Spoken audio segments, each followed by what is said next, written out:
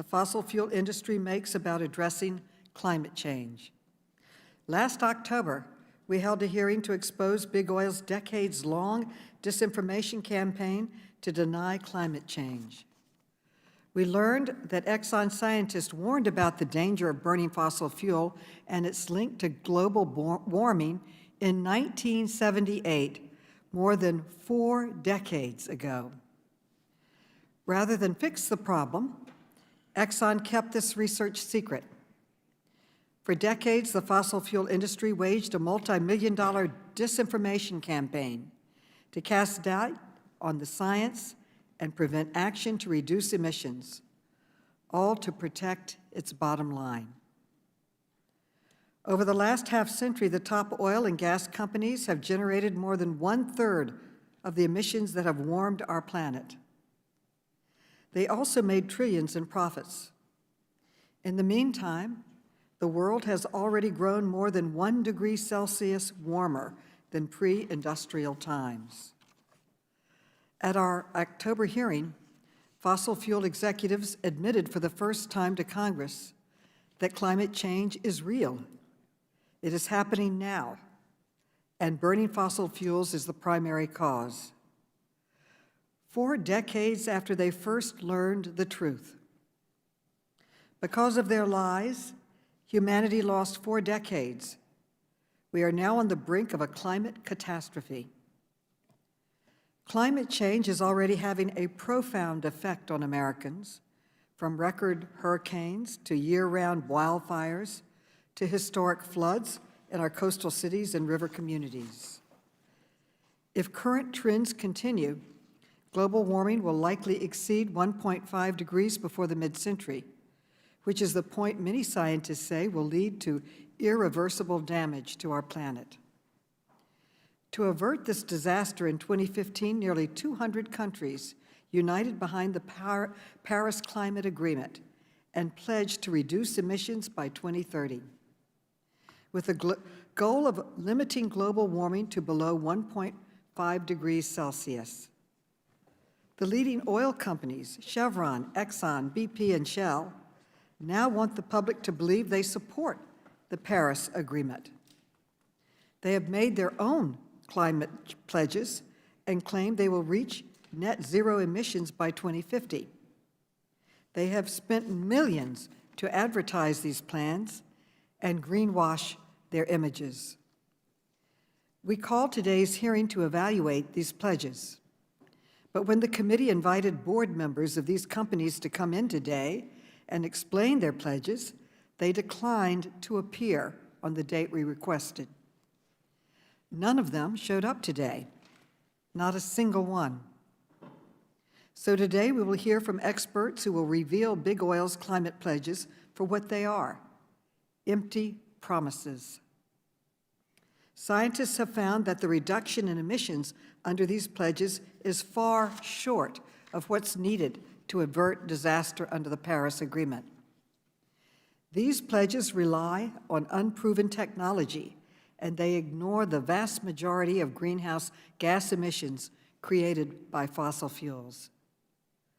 Moreover, the industry continues to pour money into new oil and gas fields with no plans to stop extracting. At our committee's October hearing, I asked fossil fuel executives if they would pledge to stop spending money to oppose efforts to reduce emissions and address climate change. They refused to make that pledge. Many investors have been asking oil and gas companies to make a similar pledge by passing shareholder resolutions that commit these companies to actions consistent with the goals of the Paris Agreement. These companies have refused. In fact, they have consistently recommended that their shareholders vote against those resolutions. The message is clear. Big Oil intends to continue its playbook from the past 4 decades, fighting meaningful action to prevent climate change while engaging in a PR campaign to deceive the public. This committee will not stand for it. We launched this investigation to get to the bottom of big oil's role in contributing to climate change, and we will get to the truth about these pledges. We intend to hold another hearing with board members in March to answer questions about the pledges. If they do not agree to appear, the committee will use every tool at its disposal to get the information we need. The American public and all generations to come deserve accountability. I now recognize the distinguished ranking member, Mr. Comer, for an opening statement. Thank you, Chairwoman Maloney, and I want to thank the witnesses for their willingness to testify before the committee today. It is, however, unfortunate that my good friend, Chairwoman Maloney, refuses to hold a hearing on the skyrocketing energy prices impacting every American. In November, we wrote the Chairwoman requesting a hearing with the Department of Energy Secretary Jennifer Granholm to discuss these issues, but we still haven't gotten a response. Instead, here we are again, so Democrats can attack an industry that provides good-paying jobs and energy for all Americans. The Oversight Committee should focus on rooting out waste, fraud, abuse, and mismanagement in the federal government, not investigating the implementation of pledges made by private companies that don't even go into effect for almost 30 years. We should conduct real oversight of the Biden administration's disastrous policies that have led to surging gas prices and inflation. However, the Democrats are not interested. Last month, committee Republicans hosted a joint forum with the Congressional Western Caucus to discuss the impacts of the Biden administration's energy policies that have failed the American people. We spent a good deal of time talking about solutions to these problems. And I hope my colleagues on the other side of the aisle are able to see how their radical Green New Deal policies are hurting all Americans. The hearing today is now a two-part hearing. The first panel will be comprised of so-called experts who have studied the climate change pledges proposed by oil and gas companies and their impact on climate change. The second panel will be board members from the 4 companies who appeared before this committee on October 28th of last year. I have 2 questions. At what point will Democrats support energy independence for our country? And secondly, at what point will Democrats stop attacking an American industry? Committee Democrats claim these companies are not complying with the committee's investigation, but that's simply not true. The companies, along with the U.S. Chamber of Commerce and the American Petroleum Institute, have provided over 400,000 pages of documents thus far, and their leadership answered questions for 6 hours in the last hearing. But apparently that's not good enough. Even after producing hundreds of thousands of documents and answering questions all day, Democrats issued subpoenas after the prior hearing. Why did they do this? Because their investigation hasn't turned up anything. No smoking gun, because there is not one. No matter what these companies do, it will never be enough to please the Democrats. The sole focus of this investigation is to put these companies out of business. Today, I look forward to speaking with the minority witness, Katie Tubb from the Heritage Foundation, about the consequences of the Biden administration's failed energy policies. This administration is clearly not committed to promoting an expansive energy solution in America when President Biden says he has no immediate plan to address rising gasoline prices. President Biden single-handedly shut down the critically important Keystone XL pipeline, placed a moratorium on oil and gas production on federal lands, and enacted policies that increased individual energy costs for American citizens. Simply put, President Biden's policies raise electricity costs for the American people and put American energy companies at a competitive disadvantage with the rest of the world. Just a few years ago, the United States was experiencing a boom in domestic energy production. We even became a strong exporter of oil and natural gas, which allowed us to compete on the global stage.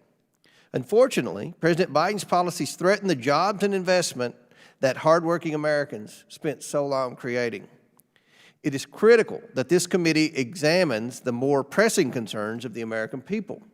Concerns about inflation rising to a 40-year high, gas pricing costing $1 more per gallon than last year, and heating bills rising 54% this winter. The Biden administration is leading us down a dangerous path at a time when our energy independence is more crucial than ever. I hope that we can move on from the demonization of private companies and instead focus on the committee's attention of combating the ever-increasing number of crises the Biden administration has created. I want to again thank the witnesses for being here, but before I yield back, Madam Chair, you have not responded to our November 18th letter requesting that Secretary Kerry appear before the committee at a hearing. So I would like to enter into the record this invitation that we plan to send Secretary Granholm, inviting her to participate in part 2 of this hearing on March 8th. We feel that this is vital to hear from Biden administration officials on their plans to combat rising energy prices, and I hope that the Secretary will participate in this hearing. Without objection. I yield back. The gentleman yields back. Let me briefly address the concerns that have been raised about gas prices. First, rising gas prices are a global issue caused by the behavior of Russia and other factors. Here at home, President Biden has taken aggressive steps to address this issue, including releasing millions of barrels of oil from the Strategic Oil Reserve and seeking to crack down on anti-competitive behavior. Second, prices have not gone up because of climate policies. The head of the International Energy Agency recently debunked this claim, writing, and I quote, "Unfortunately, we are once again seeing claims that volatility in gas and electricity markets is the result of the clean energy transition. These assertions are misleading, to say the least." End quote. Third, fossil fuel companies are raking in record profits while consumers are hurting at the pump. Exxon made almost $9 billion last quarter, and Chevron made more than $5 billion. The bottom line is that as long as we are dependent on fossil fuels, we will be at the mercy of fluctuating gas prices. That is why it's so crucial that we invest now in transitioning to clean energy alternatives. Madam Chair. With that, I recognize Mr. Rokana, who is the chairman of the Environment Subcommittee, for his opening statement for this important hearing. Mr. Rokana. Thank you, Chairwoman Maloney. Thank you, Ranking Member Comer, and the witnesses here today. I'm very thankful for our staff, Katie, Kevin, Arya, as well as Russ and Greta from the full committee who have been doing exceptional work. Today's hearing isn't about partisanship. It's about getting at the truth. And let me be clear, the purpose of this investigation isn't to embarrass anyone, and it's certainly not to put any company out of business. Our purpose is to get the fossil fuel companies to live up to their own pledges, to the goals that they say they believe in, the goals that they've told the American public and their consumers that they are committed to. And it is certainly an appropriate function of the Oversight Committee to make sure that a company is living up to the public statements that they make. Now, the good news, at least some good news, is that since the historic hearing, since we had all of the oil executives in this committee, they have all announced new plans. Exxon, Chevron, Shell, and BP all have made climate pledges. These pledges don't go far enough in terms of the Paris Accords and their own commitments, but at least they're taking some steps. ExxonMobil, in fact, announced 3 new pledges since this committee's hearings. Just a few weeks ago, Chevron announced a new net zero aspiration. Here's the reality. The European companies, Shell and BP, actually have pledges that say they're going to be 50% reduced or totally by 2050 net zero on all the emissions. The challenge I have with the Exxon pledges and the Chevron pledges is they're saying that it only applies to Scope 1 and Scope 2. Now, what does that mean? That means it only applies to the emissions of their actual drilling and their actual production of oil, not to all of the oil they sell. Well, that would be like an automaker pledging to eliminate emissions from their manufacturing, but doing nothing to improve their car's fuel efficiency.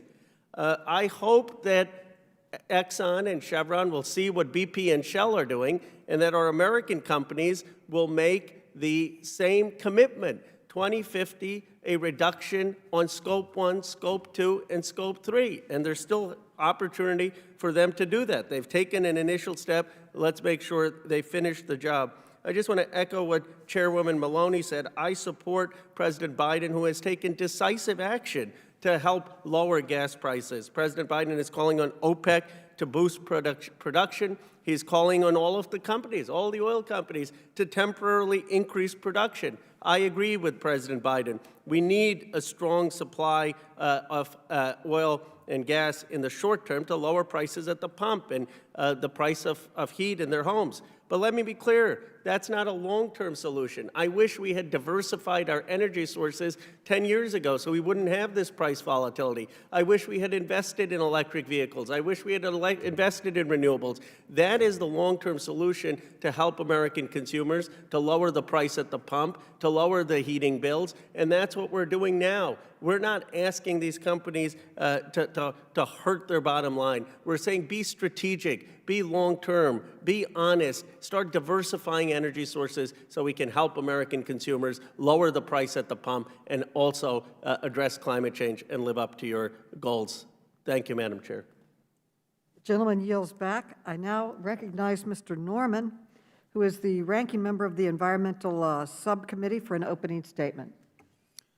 Thank you, Ms. Maloney. Well, here we are again.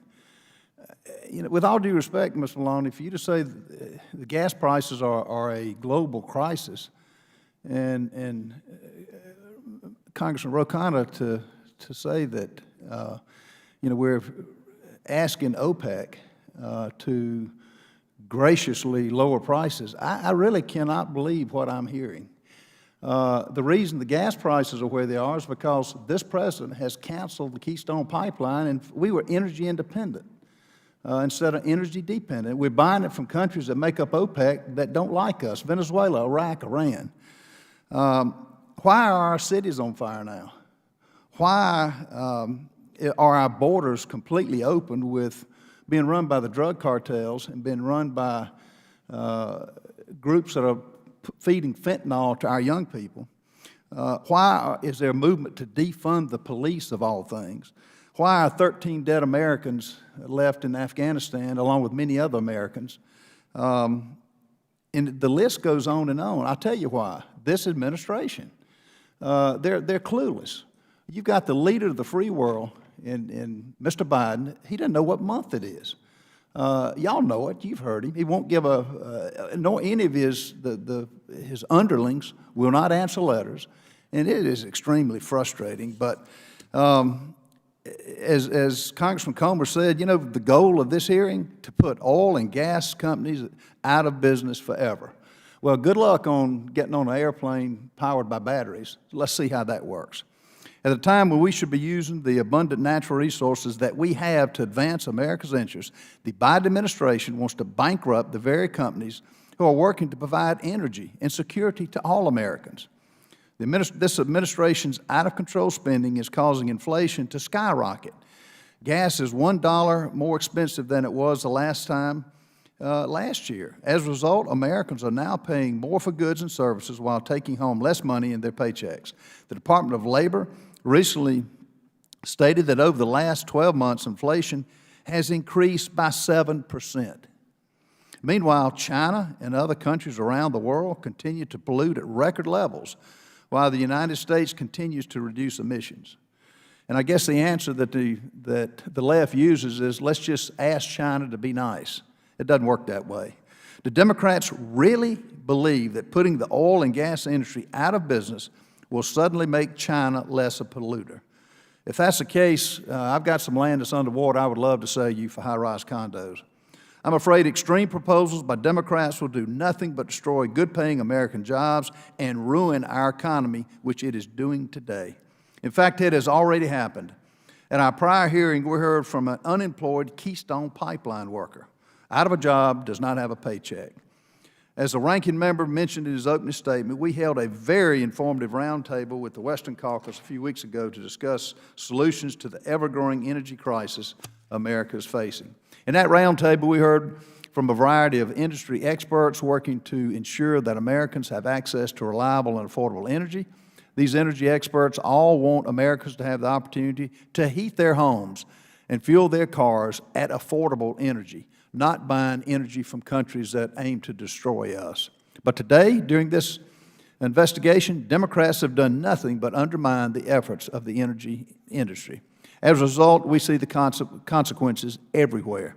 According to a study performed by the United States Census Bureau, nearly 28% of Americans had to forego expenses for basic necessities, such as medicine or food, money to pay for an energy bill for the last 12 months. This is a frightening statistic that bears repeating. In the past year, over 1/4 of American citizens had to forego purchasing medicine to pay a home heating bill. Get that. I don't know what what you're thinking, but all this is doing is undermining America. Every day, this administration seems to create a new problem. We are dealing with increasing gas prices, record high inflation, and the Democrats' only solution is to hold hearings like this to attack the industry striving to find actual energy solutions. Today is yet another example of the Democrats refusing to conduct meaningful oversight of this administration's glaring failed policies.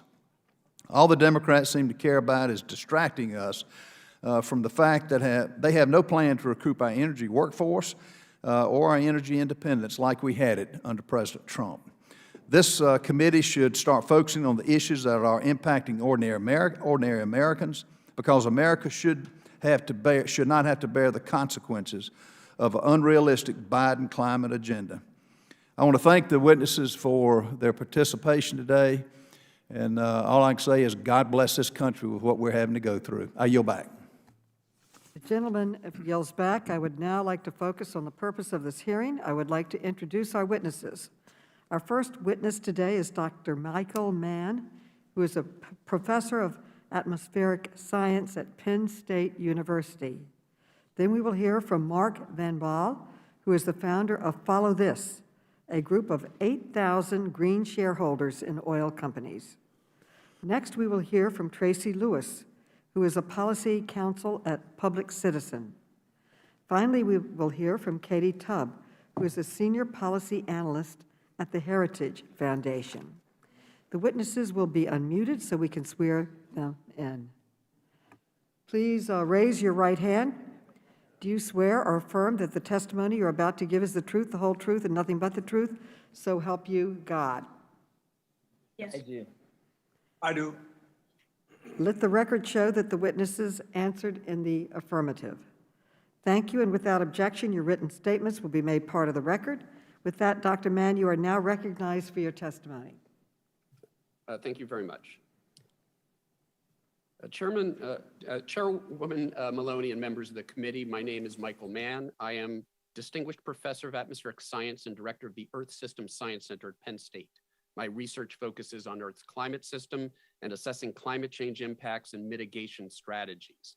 I've published more than 200 scientific articles, numerous commentaries, 5 books about the basic science impacts and policy implications of climate change. My most recent book, The New Climate War, details the efforts by fossil fuel interests and their enablers to block meaningful climate action. Among other honors, I've received the Award for Public Engagement with Science from the American Association for the Advancement of Science and the Tyler Prize for Environmental Achievement. In 2020, I was elected to the U.S. National Academy of Sciences. I'm perhaps best known for my paleoclimate research 2 decades ago that produced the iconic hockey stick curve, demonstrating the unprecedented nature of human-caused warming. My research in recent years has focused on other topics, including the increased coastal risk from sea level rise and intensified hurricanes, and the impacts of climate change on extreme weather events. My objective today is to review the basic scientific framework for assessing and mitigating human-caused climate change and its impacts. And I'll begin by discussing climate projections that were made nearly 4 decades ago, not by NASA or other climate modeling groups, but by none other than ExxonMobil, the world's largest publicly traded fossil fuel company. ExxonMobil's own scientists in a secret 1982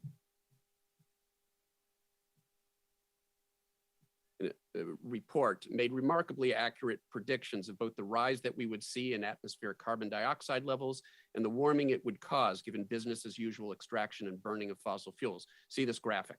They even used the word catastrophic to describe the potential impacts of that warming. But rather than come forward with what their own scientists had concluded, they engaged in a campaign of denial and delay, which continues on today. We are now paying the cost of that delay in the form of extreme weather events exacerbated by climate change.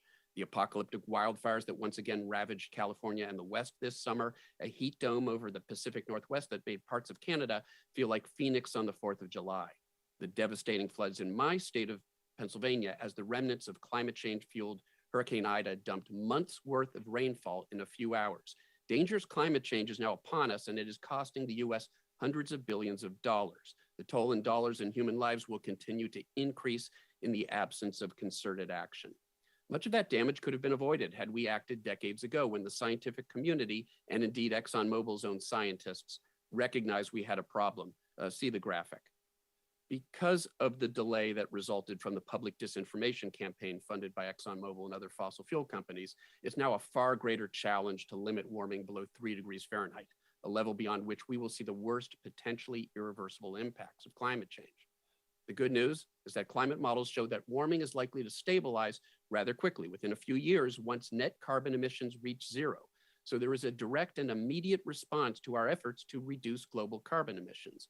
We can still prevent surface warming from crossing the dangerous 3 degree Fahrenheit warming threshold through aggressive efforts to decarbonize the global economy. We must reduce net carbon emissions by 50% this decade, as well as bringing them down to zero by mid-century. The IPCC 2018 special report, see the graphic, demonstrates possible pathways. Some impacts, such as ice sheet collapse and sea level rise, may continue to worsen even after emissions reach zero, owing to the long timescale responses of ice sheet dynamics and possible tipping point behavior.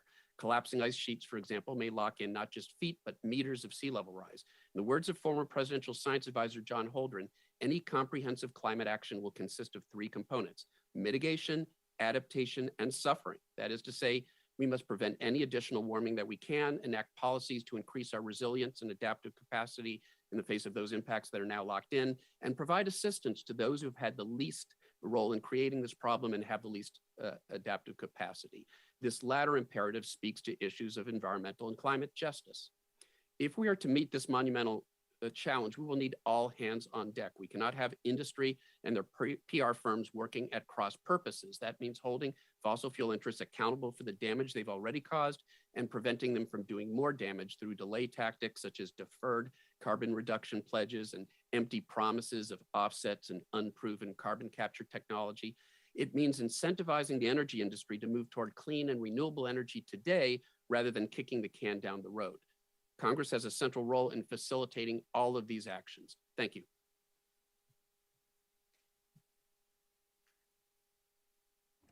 Thank you, Mr. Van Baal. You are now recognized for your testimony. Thank you. Chairwoman Maloney, Chairman Kenna, ranking members Comer and Norman, and other members of the committee. Today is an important day, not just for big oil, not even for the environment, not for the US economy, but for the world at large. Failing to avert catastrophic climate change will disrupt the world economy because of sea level rises, extreme weather, and wildfires. If you were to believe the advertisement of big oil and what their executive told you last October, you would think they are taking adequate action to fight the climate crisis. In reality, they are not. On the contrary, they are still exacerbating the climate crisis by increasing their CO2 emissions. How do we know? Every year, we formally request them to reduce emissions at their shareholders' meetings. We do so by filing shareholder proposals. These climate proposals formally request them to set company-wide emission reduction targets. Every year, the boards of these companies advise their shareholders to vote against these climate proposals, and by extension, against emissions reductions. Follow This was founded in 2015 with the conviction that we need big oil, that big oil has the brains and the billions to rapidly scale the energy transition. Big oil will make or break the Paris Climate Accord. And we use shareholder democracy to show that their investors, their rightful owners, want them to change. They want them to change course, and indeed they have. In 2021, our climate proposals at Chevron, ConocoPhillips, and Phillips 66 each received a majority of the votes. In doing so, shareholders sent an unequivocal message to these oil majors: cut your emissions. However, Shell, BP, Chevron, and Exxon still intend to grow their total CO2 emissions this decade. And they have no intentions to change that. Instead, they talk about reducing emissions from operations, scope 1 and 2, carbon intensity, or their preference talk about 2050. But the climate crisis is happening now. As Dr. Mann reminds us, has reminded us many times, the Paris Climate Agreement calls for a decrease in total greenhouse gas emissions of approximately 50% by 2030. So not in 2050, 2030. And this is what big oil's current strategy leads to. BP expects, and I quote, the absolute level of emissions of our products to grow out to 2030, unquote. Shell's total emissions will increase by 4% by 2030, according to the Australian Research Institute Global Climate Insights. Chevron, in a press release on January 28, boasted that it grew production to a record of 3.1 million barrels per day. And Exxon Mobil CEO Darren Woods told the Financial Times on January 18 that Exxon could expand its oil and gas production and still meet the emissions reduction goals of their operation.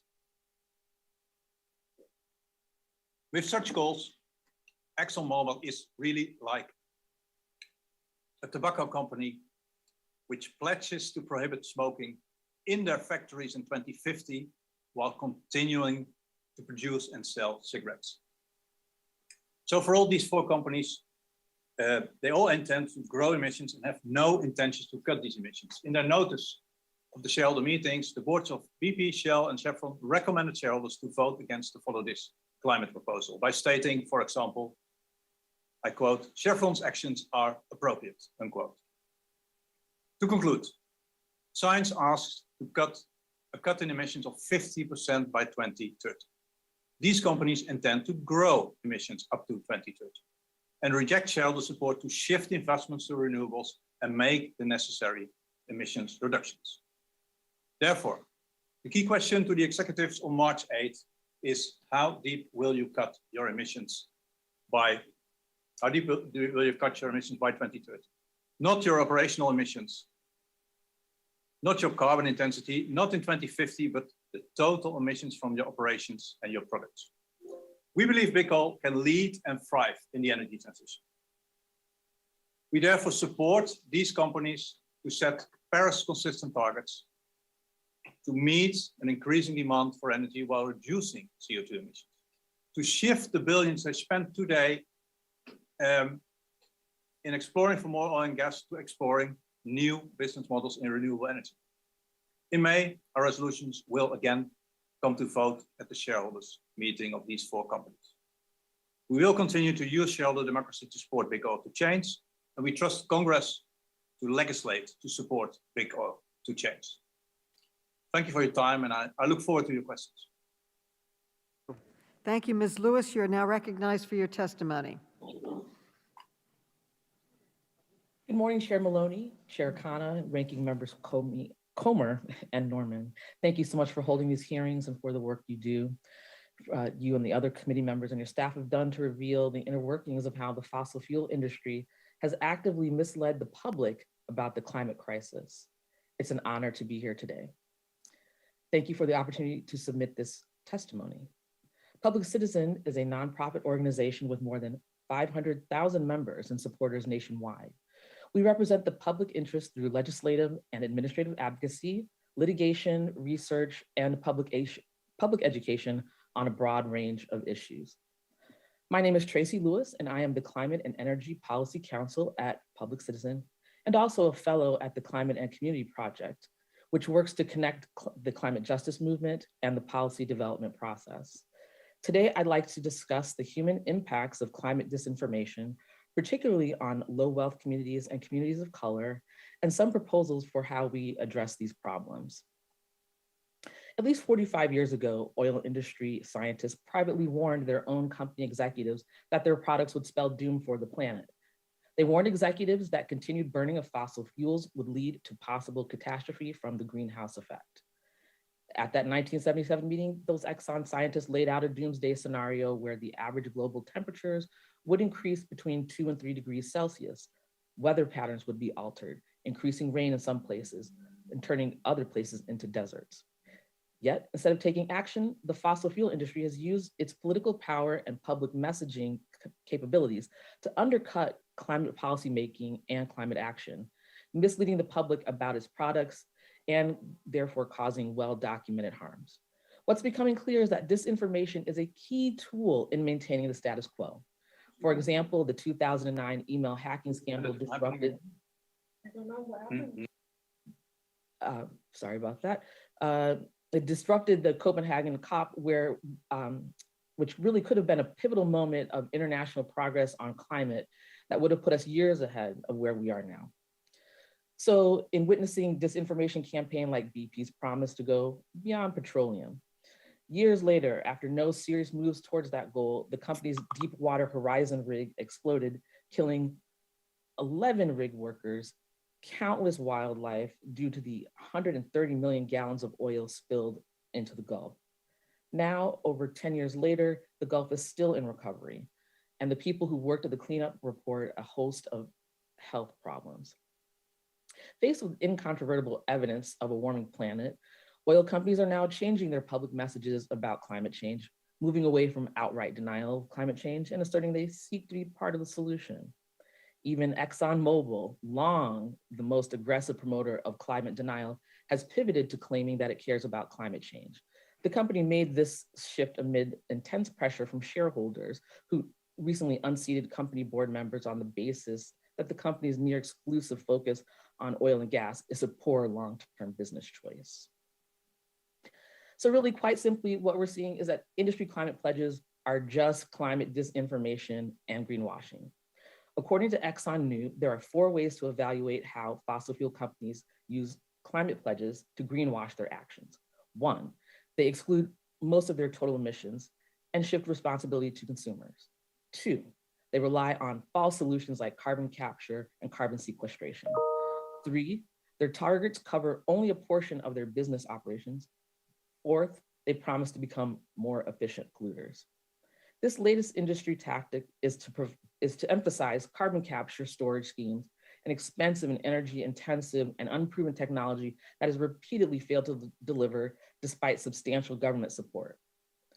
Although carbon capture has a record of near complete failure, Congress has been debating whether or not to increase federal tax credits designed to support this technology.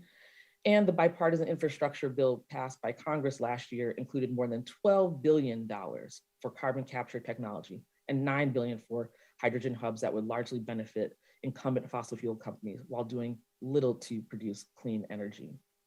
So there are consequences to failing to take meaningful action. And they are giving the fossil fuel industry a pass for its continued climate disinformation and the harms that go well beyond escalating the climate crisis. Air pollution from burning fossil fuels harms people's respiratory, cardiovascular, reproductive, and neurological health. Living within 10 miles of a refinery increases risk of all cancers. Here in the United States, the deadly health impacts from fossil fuels fall principally on Black, Brown, and Indigenous and frontline communities. And we simply must do better. Thank you. Thank you so much. Ms. Tubb, you are now recognized for your testimony. Good morning, and thank you all for the opportunity to speak for you today. While the title of today's hearing refers to the voluntary commitments made by a handful of private companies to reduce their greenhouse gas emissions, I'd like to use this occasion to zoom out and offer broader context to the discussion. A realistic view of global warming must acknowledge that the commitments of these several companies will have no impact on global temperatures by the end of the century, whether they achieve them or not. Regardless of one's opinions on global warming science or policy, The ongoing energy price crisis has sharply brought to the fore why these conversations about energy policy and climate policy matter. Energy is essential to Americans' economic opportunity and our ability to live healthier, safer, and more productive lives. Rather than interrogate these companies engaged in the yet legal activities of producing and selling oil to American and global customers, Congress should be seeking to understand the ongoing energy price crisis, finding the vulnerabilities it has exposed, and examining policy tools to eliminate barriers for the efficient functioning of energy markets. Coal, oil, and natural gas met 79% of Americans' total energy needs in 2020, and the remaining coming from nuclear at 9% and renewables at 12%. Petroleum met 90% of Americans' transportation fuel needs. According to the EIA, Americans' average total energy costs fell 5% from 2018 to 2019, and per capita energy costs decreased in every state except California. Today, energy prices are a significant driver of the inflation Americans are facing.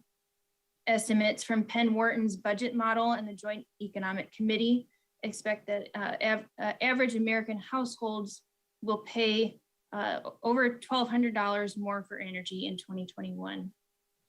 There are also broader economic consequences of high energy costs, as thousands of products are made with oil, coal, and natural gas as feedstocks, and energy is essential to countless economic interactions. The Heritage Foundation is currently completing our own modeling to understand some of these relationships by modeling President Biden's commitment under the Paris Agreement. These costs are in the trillions of dollars and millions of jobs.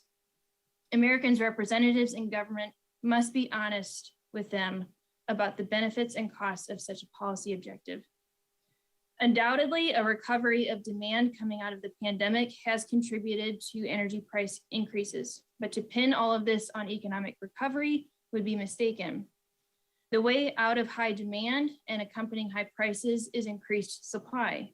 However, this is precisely what the Biden administration's energy and climate policies are trying to prevent by hampering production, markets, delivery, and future consumption of the coal, oil, and natural gas, which supply Americans energy for power, heat, and transportation.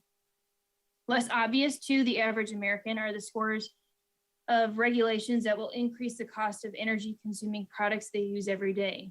Cars, kitchen ranges and ovens, washing machines and dryers, water heaters, light bulbs, ceiling fans, dehumidifiers, dishwashers, and I could go on. If that is the future this administration is working towards, it's no wonder that American energy companies are hesitant to invest hundreds of thousands to billions of dollars in exploration, equipment, and employees. Regardless of the administration's aspirations, EIA's International Energy Outlook projects no scenario in which global demand for oil and natural gas do not increase through 2050. It also expects coal use to decline but persist as an important source of energy globally. 2/3 of greenhouse gas emissions come from developing nations, some of which still do not have access to electricity or enjoy anything near the standards of living that affordable, reliable energy has enabled in the United States. These countries cannot afford costly energy policies, and as countries like India and others have shown, they do not intend to follow the expensive policy model proposed by the Biden administration. Frankly, the political cart has got out before the horse in our zeal for net zero greenhouse gas emissions policies and irresponsible slogans for a certain type of energy by a certain date. Particularly in the electricity sector, this is causing grid monitors to have concerns that they've been raising for years now, and policymakers need to listen.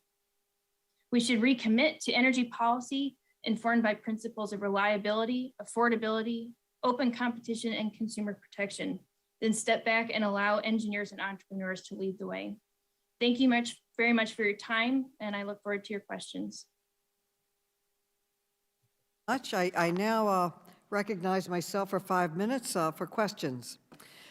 Experts agree that if we allow the world to warm up beyond 1.5 degrees Celsius, severe weather events will become even more frequent and more destructive than they are today. Dr. Mann, based on your research, is the world currently on a path to warm beyond 1.5 degrees Celsius in the next 2 decades? Yeah, thanks, Chairwoman. We're currently on a path to warm well over 3 degrees Celsius, somewhere between 3 and 4 degrees Celsius. That's 6 degrees, 7 degrees Fahrenheit, well beyond the level of dangerous interference with the climate. And as you note, the extreme weather events that we are seeing have been exacerbated by climate change. This is the veritable tip of the iceberg because we know that these events, these wildfires and floods and heat waves and superstorms and droughts will just continue to get worse. We sometimes hear people describe this as a new normal, that we're entering into a new normal. That implies that we have some new sort of climate that we just have to adjust to, but it's much worse than that. These events continue to get more intense. And here's a dirty secret. A lot of the critics love to attack climate modelers and climate scientists, our model projections, and they like to talk about uncertainty. Well, uncertainty isn't our friend here because one of the things my own research has demonstrated in recent years is that the climate models are actually underestimating the impact that climate change is having on these unprecedented extreme weather events, and it's underestimating the extent to which they will get even worse in the future. Well, can I ask, how much time do we have in order to act to prevent a climate catastrophe? Yeah, well, in a sense, we have zero time. We have to get going now. But the number that we've heard quoted here is accurate. We need to reduce carbon emissions globally by 50% within this decade to remain on a path that keeps warming below that catastrophic 3 degrees Fahrenheit. It can be done. There is research that demonstrates that we have the solutions, we have the technology today to decarbonize our economy. What we're lacking is the political willpower and the incentives to make it happen. Well, your testimony is truly frightening. Since the world came together in Paris to commit to net zero emissions by 2050, fossil fuel companies have made their own pledges to reach these goals. But these pledges are very misleading. Just last month, Exxon announced a, quote, aspiration to achieve a net zero emissions by 2050. But it turns out that this pledge covers only Exxon's own production and operations. It ignores a whopping 90% of Exxon's emissions, which come from burning the oil and gas that Exxon pumps out of the ground and sells. Yet Exxon doesn't plan to reduce oil production by a single drop. Ms. Lewis, is Exxon's emission pledge sufficient to reach the goals of the Paris Agreement?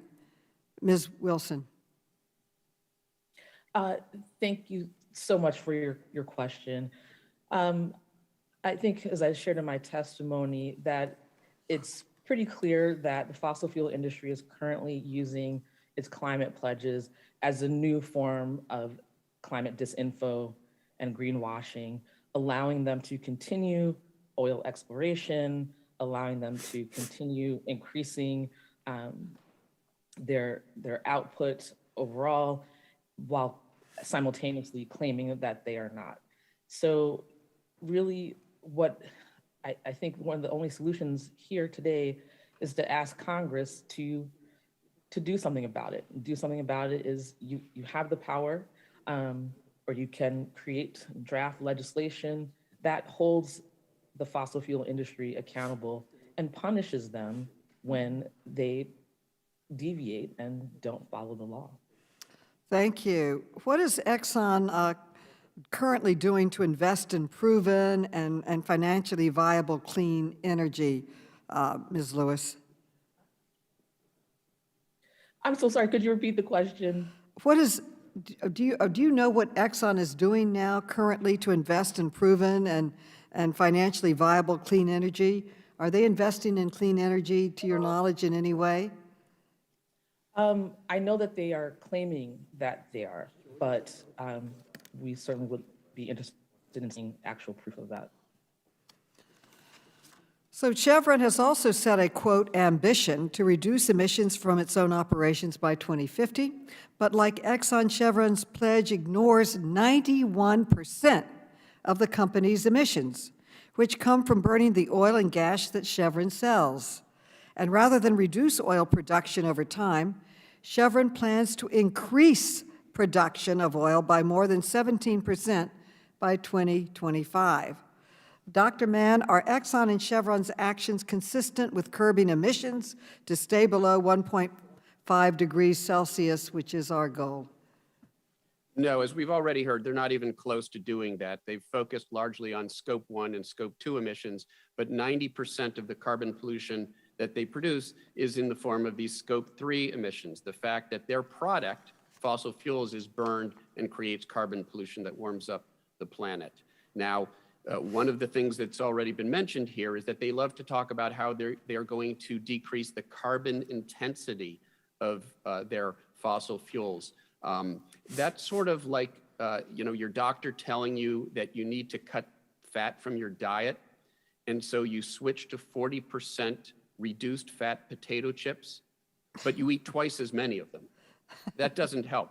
The net amount of fat that you're taking in actually increases. And that's effectively what fossil fuel interests are doing here. That's the sort of shell game, if you'll forgive the pun, that they're playing here. And we've heard of some of the other tactics that they're using to make it sound like they're far more committed to reducing their carbon emissions than they actually are. Well, thank you. I'm way over time. I have many, many more questions, but in closing, at our October hearing, the big oil CEOs admitted for the first time that climate change is an existential threat to our planet and is caused by burning fossil fuels. But it's clear that these companies are still not taking this threat seriously. Next month, we will hear from members of the boards of directors of these companies, and I hope we can convince them to take meaningful action before it is too late. I now recognize my good friend and colleague, Dr. Fox, Representative Fox. Thank you very much, Madam Chair. I appreciate your recognizing me. My question is for Ms. Tubb, pardon me.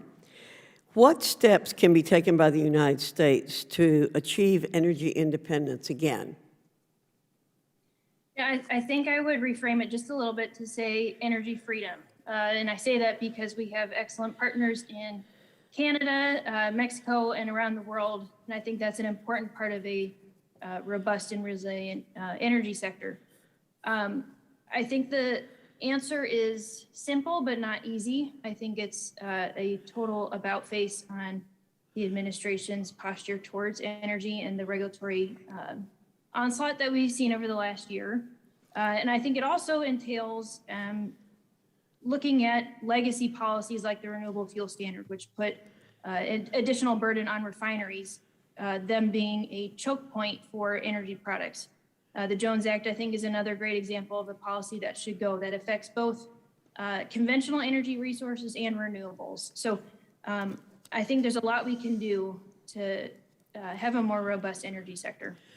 Thank you. Another question, Ms. Tubb. President Biden canceled Keystone XL pipeline, but has allowed the Nord Stream 2 pipeline to proceed. These decisions favor our adversaries, especially Russia, while handicapping American energy production. And by the way, I love the word freedom.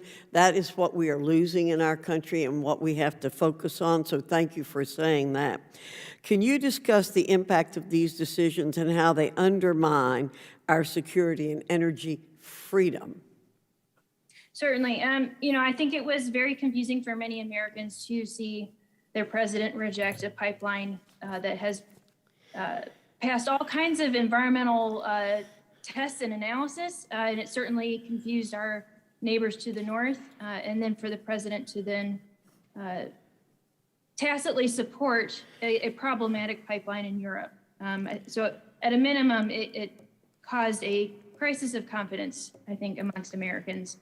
I recently got back from a business trip to Eastern Europe, and I saw firsthand the implications of an unsecure energy sector. And I think that's what many Americans are fearing we're going towards as we narrow our options in the energy space to politically correct resources. And I think what we need to be striving for to both achieve affordability and reliability, but also political independence, is to have a diversity of routes and resources in our energy sector. I saw the converse of that in Eastern Europe, and I hope very much that that is not the direction the United States goes. Well, you know, I think high school students ought to understand the importance of energy freedom and how it impacts the United States' ability to compete against our adversaries, again, especially Russia and China. I think most Americans understand that. As I said, I think high school students would understand that. But do you have anything else that you'd like to say about that? Yeah, I think in the United States, we're very blessed to have abundant energy. Not many of us wonder if the lights will turn on when we come down to the kitchen, and prepare breakfast. We don't think about the energy that's required to have meetings like this. I'm currently wearing contact lenses that are made with fossil fuel products. I'm very thankful for that. It's improved the well-being and productivity of my life. And I think the more we can understand the benefits of energy, I think the more realistic our energy policies will be.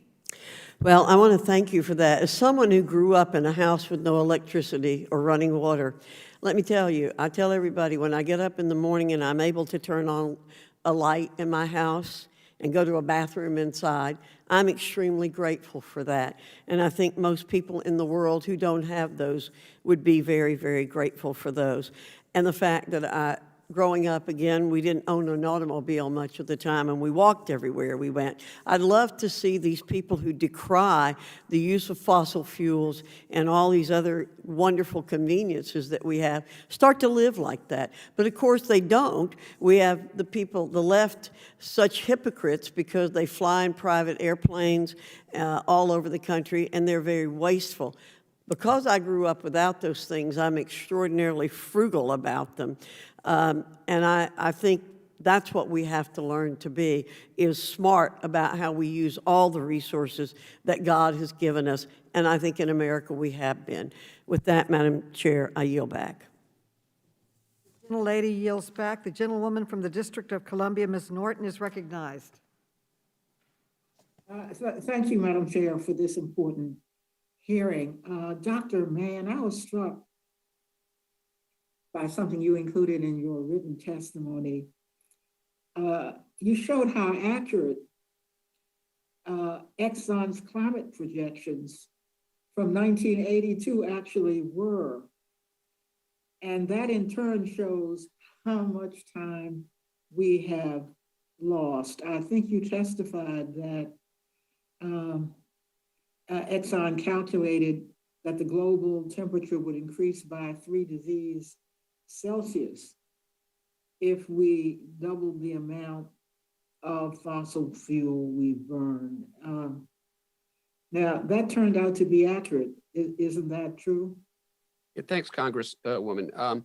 In a sense, ExxonMobil's calculations predicted 4 decades of warming that actually align almost perfectly with the projections of standard climate models that are run by scientific groups around the world. Those same models project more than 3 or potentially 4 degrees Celsius, 6, 7, 8, 9 degrees Fahrenheit warming of the planet relative to pre-industrial if we continue with business as usual through the end of this century. And so essentially what ExxonMobil's calculations did was to validate the very climate models that their PR folks were attacking. At the same time they were attacking independent scientists, their own scientists were getting exactly the same answer. Oh my. Everybody knew. They knew, and they could have helped us all. Ms. Lewis, what do you think would have happened if fossil fuel companies had been required to be more transparent with their shareholders about what they knew? Ms. Lewis? Oh, thank you so much for your question, Congresswoman. I think it's pretty clear what would have happened. In the past year or so, we've seen a really increased amount of shareholder activism towards adhering to science and pushing towards rejoining the Paris Climate Agreement, all those things. So I certainly imagine with that same level that we're seeing today, had people and investors had the same information 40 years ago, they would have made similar pushes to a more sustainable economy and more sustainable energy sources. So it's really troubling, obviously, to know that Exxon knew and all of the other fossil fuel companies had vast amounts of scientific information that has been borne true over the past 4 decades. Yet they persisted in this time to try and mislead us at every point to make us think that the only way, for example, that we could affect this is through our own personal change. Well, actually, the onus falls on the industry to make these great changes. Our individual contributions to this are substantial, but nothing in comparison to what the industry has contributed to climate change. Dr. Mann, here we find ourselves where the United Nations climate assessment tells us that climate change is widespread, rapid, and intensifying. The report says that many of the changes already have been set in motion, such as continued sea level rise. These are irreversible over hundreds of thousands of years. So Dr. Mann, from the vantage point of 40 years ago, was climate warming inevitable? And what must happen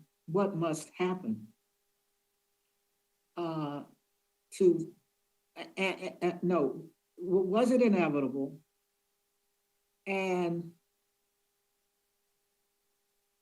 is a hotter future now essentially locked in? Yeah, thanks. Great questions. It wasn't inevitable. And I showed that animation earlier of what our emissions reductions would have looked like back in 2000 if we had acted then. My good friend and colleague, Susan Joy Hassel, likens it to the difference between a bunny slope and a black double diamond slope, for those of you who are watching the Olympic skiing events right now.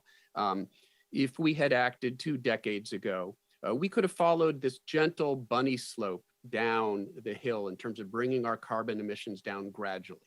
Now, because of decades of inaction, thanks in part to the disinformation promoted by ExxonMobil and other fossil fuel interest groups and those promoting their agenda, thanks to that inaction, we now have that black double diamond slope. We've got to come down half the way from the top of the mountain to the flat land in 10 years, in less than 10 years. The good news that I alluded to, climate modeling does have a bit of good news.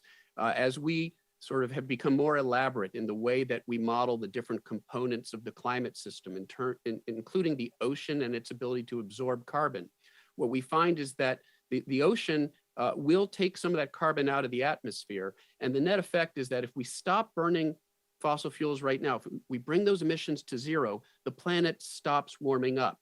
So yes, we're stuck with some impacts that are now baked in, and we need to, be more resilient, and we need to provide resources to people and to various nations to adapt to those changes that are now inevitable. But we can prevent it from getting worse if we act now. That's why it's so important to have policies now that incentivize the fossil fuel energy to move in the direction of renewable energy. And, this isn't about individual behavior. As Dr. Lewis said before, this is an old tactic that has been used by the tobacco industry. It was used by the beverage industry to distract us, to make us think that we don't need policies. We just need individuals to change their behavior. Madam Chair, Look, we're long over time. Okay. Yep. The gentleman's time has expired. And the gentleman from Wisconsin, Mr. Grossman, is recognized for 5 minutes. Thank you. Ms. Tubb, I have a few questions for you. First of all, I want to follow up on Ms. Fox's question. You know, she talked a little bit about pipelines, and of course, it's a clear goal of this administration to shut down pipelines in the United States. Obviously, the Nord Stream pipeline is going ahead. Is there a difference in safety or possible pollution concerns between the American pipeline that the Biden administration wants to shut down and the European pipeline that they apparently are fine going ahead with? I'm less familiar with the European or the Nord Stream 2 pipeline you're referring to, and as far as safety and environmental consequences there. I'm very confident in the pipeline infrastructure in the United States and in our environmental standards and labor standards. So I can at least speak to that I have confidence there. Okay, we'll give you another question. As far as energy production in India and China, which to a certain extent will go up and down with their manufacturing, as I understand it, China's building a lot of new electrical plants, so is India. Do you want to, would you be comfortable commenting on the difference in pollution as to whether or not electricity for future manufacturing is done in American plants as opposed to Chinese or Indian plants? Certainly, I think history has shown us that China has not been honest about their pollution problems, and I think that's something we need to keep in mind going forward, not just with traditional pollution like particulate matter, but also greenhouse gas emissions, that there's some amount of accountability there. And I think it again is a great contrast point to what we have in the United States, that over the last, I say 1980, our air pollution has fallen over 70%. I think that's a record to be very proud of. And I guess the last point is that the pollution problems in India and China speak all the more robustly for the United States to export affordable, reliable, clean energy to these countries because they desperately need it. Okay, could you give us just a broad feeling of, as I understand it, there are dozens of coal-fired plants being built in China right now. Could you elaborate on the effect of the environment as far as having future electricity for manufacturing come from coal-fired plants in China as opposed to the United States? I can say that their air quality is much worse than our own. China is building more coal. Their coal fleet grew by 30 gigawatts in 2020. They're commissioning another 30 to 70 gigawatts more. So I can at least speak to the trajectory of where they're going. And I think yeah, I guess what I'm looking for is, insofar as we're going to have to produce more electricity in this world, and our goal is, or if we feel there's global warming going on because of what's happening to the environment, would it be better if that additional energy for manufacturing would be produced in China or the US of A? I think what I would say is we need clean, affordable energy, both in the United States and China. Is that what we're going to get, or is there a difference? Is one cleaner than the other, given the current policy of the governments? Certainly, the system in the United States is much cleaner. Much cleaner. So if your number one goal was to reduce pollutants, you would want future energy built in American plants rather than Chinese or Indian plants? I think a realistic approach to both the energy growth that is projected to happen and whatever concerns people do or don't have about global warming is to get clean energy technologies around the world. And I think the United States is a leader in that category.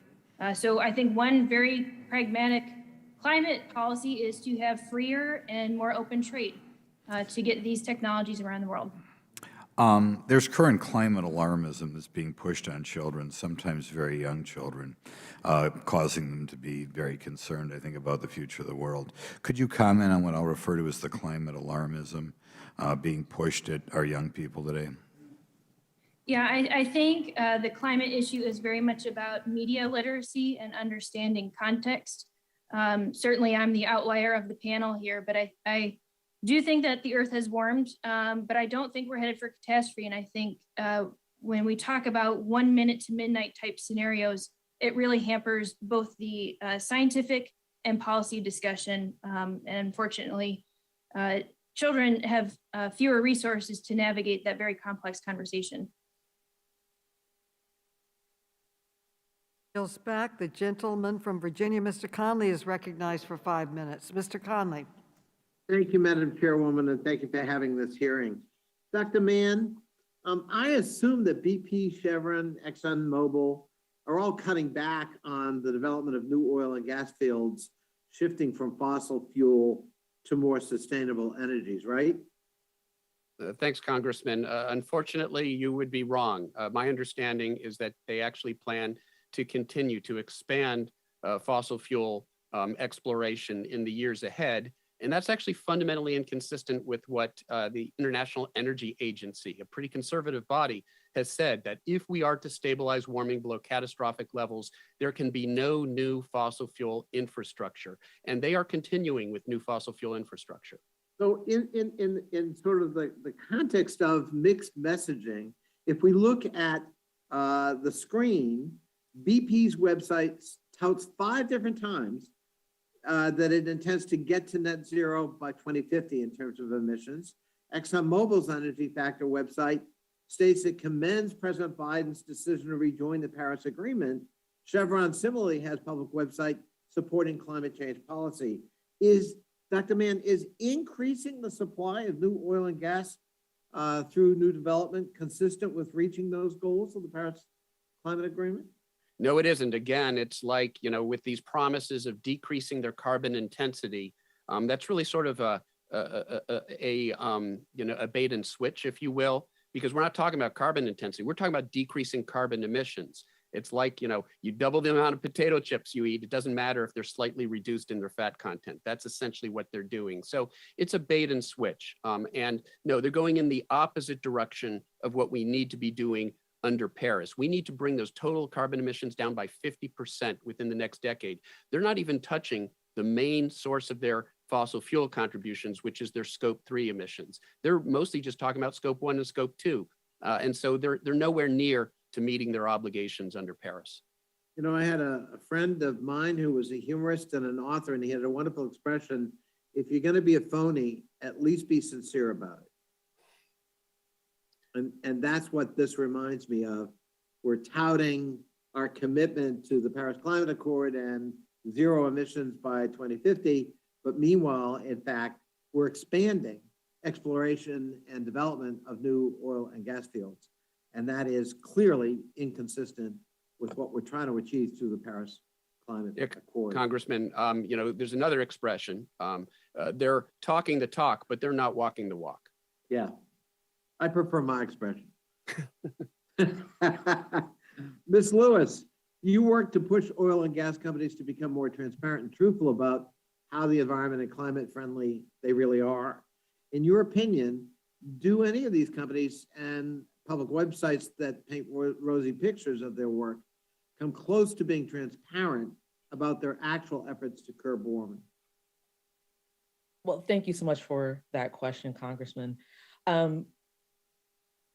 Climate disinformation, what is it? We literally see it every day. And the websites that you referred to are really a huge part of that disinformation process, because the average person wants to see our planet survive. We want to see humanity exist. So when you see those certain buzzwords, climate policy, Paris Agreement, it leads an average person to believe that's what they're now trying to do after over 40 years of promulgating dangerous misinformation. But as has been pointed out earlier, the same as big tobacco, the goal here is to cause people to believe one thing while the company is doing the exact opposite.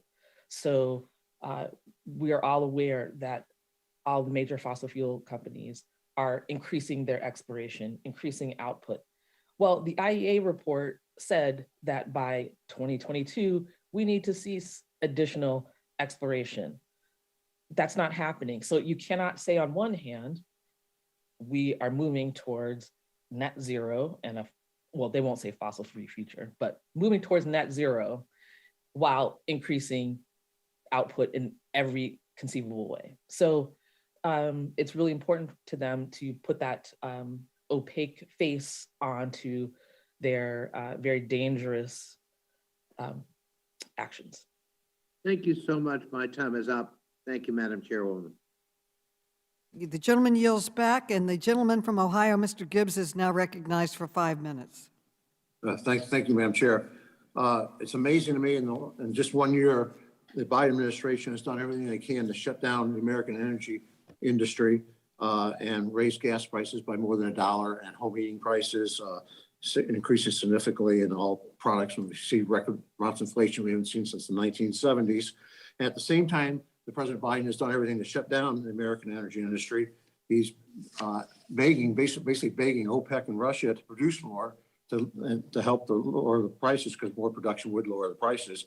And the irony of that is, I believe that their production over there is less clean than American production. And then by the time you ship oil over the United States, you have more carbon emissions and so on. So it makes absolutely no sense.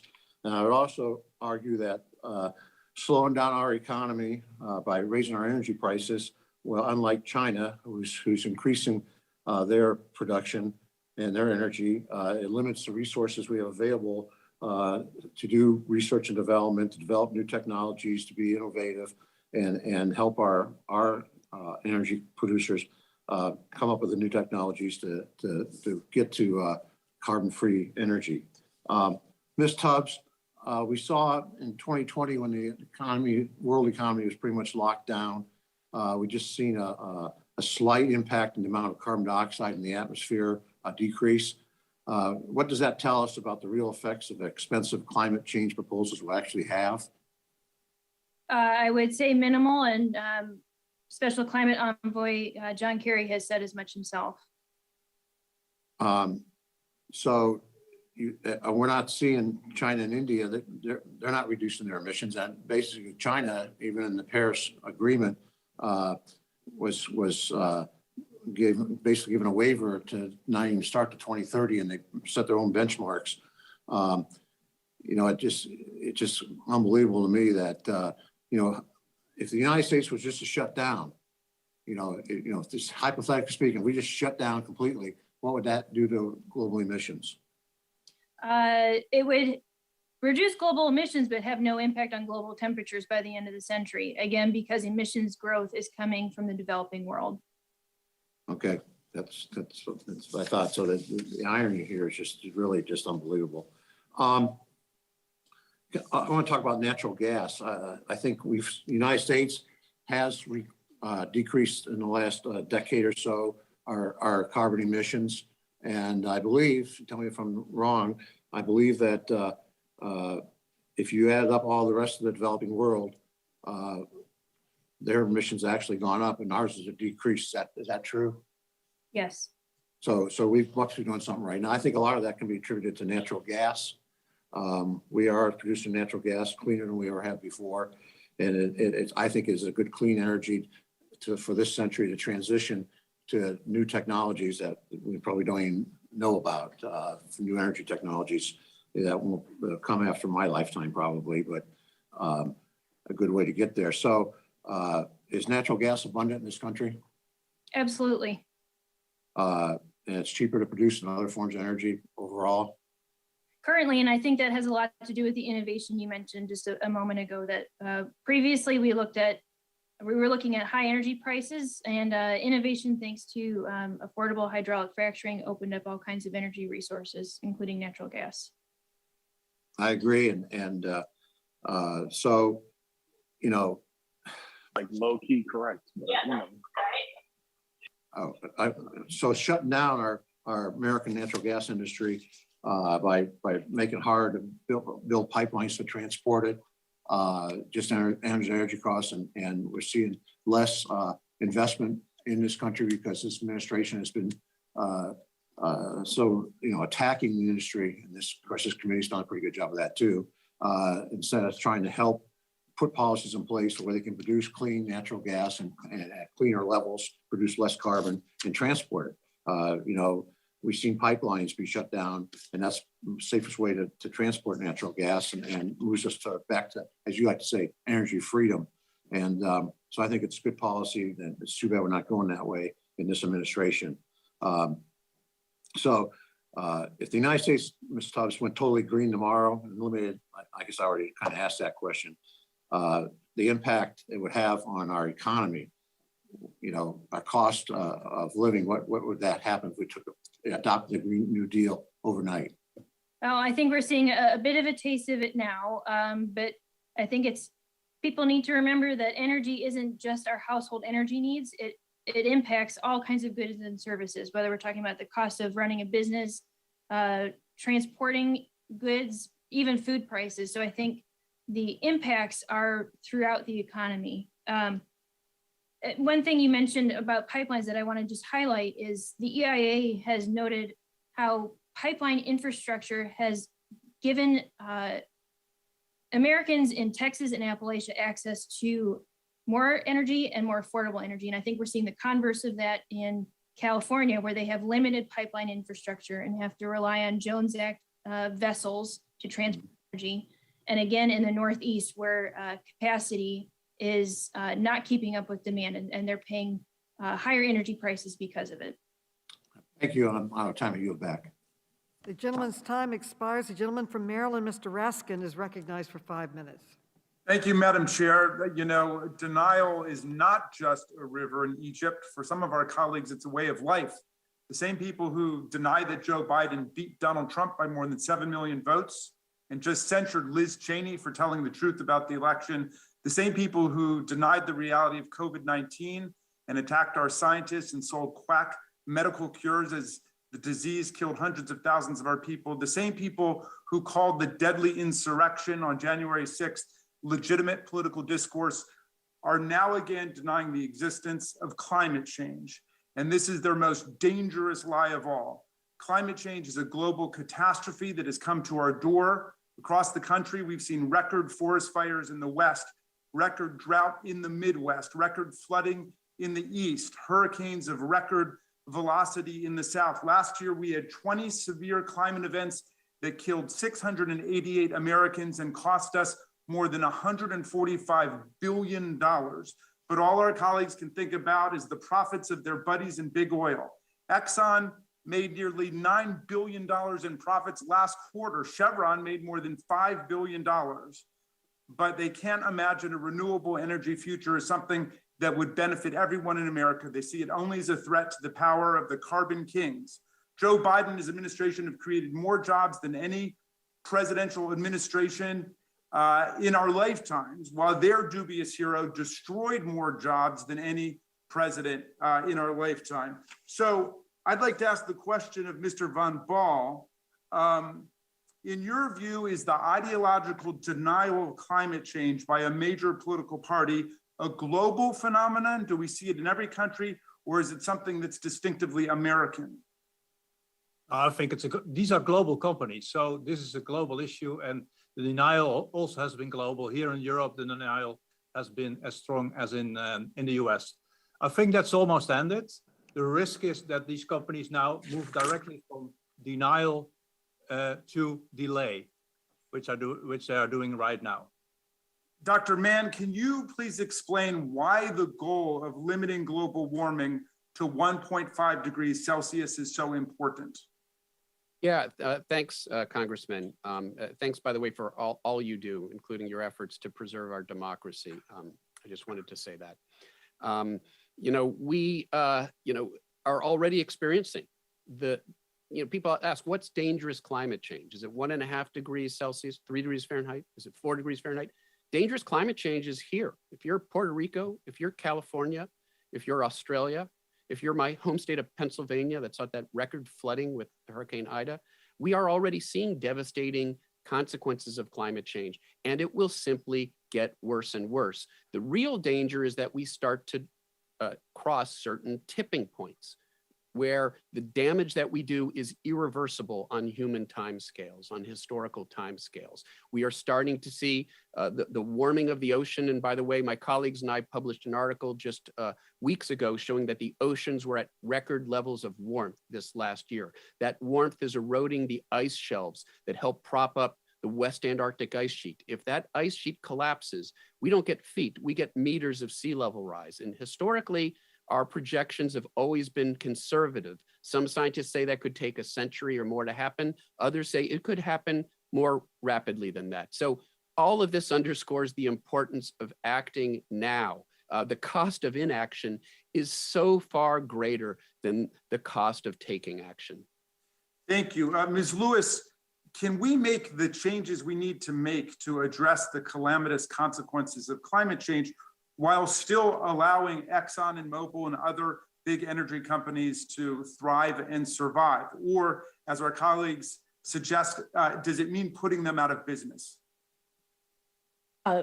Congressman Raskin, thank you so much for your question. And as a resident of your district, I too thank you for all that you do. Your question, of course, it indicates that we all know the answer. We simply cannot maintain the status quo and expect to have change. That those two ideas cannot be held simultaneously. So the cognitive dissonance within that, which is what the fossil fuel industry wants us to believe is possible, and as our scientific research shows over and over again, it cannot be. We must make these changes. Congress has power. It can exercise it. And I'm hopeful that you're able to continue to convince them to do the right thing. Well, thank you, Madam Chair. I know my time's up, but I'd like to seek unanimous consent to enter to the record a great op-ed by former Republican House Science Committee Chairman Sherwood Boehlert, who wrote a powerful column in Washington Post challenging his fellow Republicans in Congress to open their minds and to accept and embrace the science of climate change. He also defended against the climate deniers many scientists, including today's witness, Dr. Mann. Former Chairman Boehlert, alas, passed away in September of last year, but we all remember him fondly for being willing to buck ideological discipline and tell the truth based on science. Without objection, and the gentleman's time has expired. The gentleman from Arizona, Mr. Biggs, is recognized for 5 minutes. I thank the chair. Thank you for recognizing me and appreciate the opportunity. Appreciate the witnesses being here. This hearing is another example of Democrats attacking American workers in the private sector to further their socialist agenda while advocating for policies that will lead to a higher energy policy, higher energy costs, and will harm working Americans. This hearing is meant to advance the Democrats' radical agenda to destroy the oil and gas industry. According to reports, the oil and gas industry supports nearly 10 million jobs. Yet Democrats in Congress want to eliminate these jobs in the name of green energy. The Green New Deal would radically alter America's economy and do little to fight climate change. Our chairwoman said today that while we see rising gas prices, the Biden administration released oil from the Strategic Oil Reserve. Indeed, he did. He released 50 million barrels, and just a week or so ago, he released an additional 13.5 million barrels. That is about 2 days' worth of consumption, so that didn't do much. And the first 50 million had 18 million of it going to China and India.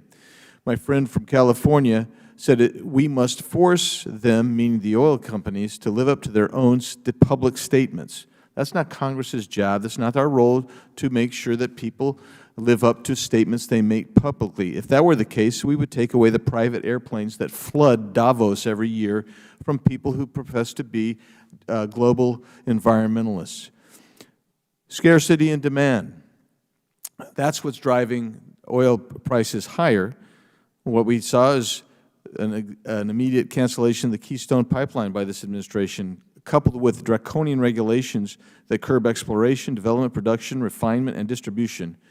And that has resulted in places like in southern Arizona, where natural gas now is up over, in some cases, 125% just over a year ago. And this committee is so out of touch, even with the Biden administration. Biden administration, Secretary Blinken said just yesterday, we are working together right now to protect Europe's energy supply against supply shocks, including those that could result from further Russia aggression against Ukraine. Energy security is tied directly to national security, regional security, and global security. Europe needs reliable and affordable energy, especially in the winter months. By the way, we average over 600,000 barrels a day of oil imported from Russia. So when Secretary Blinken said what he's talking about is working with governments and major producers around the world about surging their production and distribution capacity, Secretary Blinken was not saying, hey, let's increase solar, let's increase wind, or even nuclear. No, he's talking about fossil fuel production that he wants surging. And that reminds me that it was not too long ago that our own president was asking OPEC and its allies to increase their oil production. That's how out of step and out of whack this committee is, and this hearing with even the Biden administration, and with what Secretary Blinken said as recently as yesterday. Ms. Tubbs, if the Green New Deal was enacted, would it be able to replace the jobs that are lost in the oil and gas industry, and how long would it take to do so?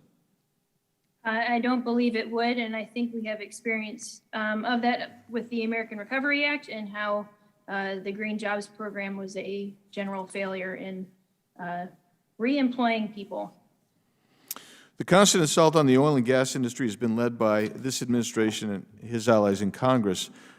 Democrats in Congress claim that the Green New Deal would reduce energy prices and would help working-class Americans.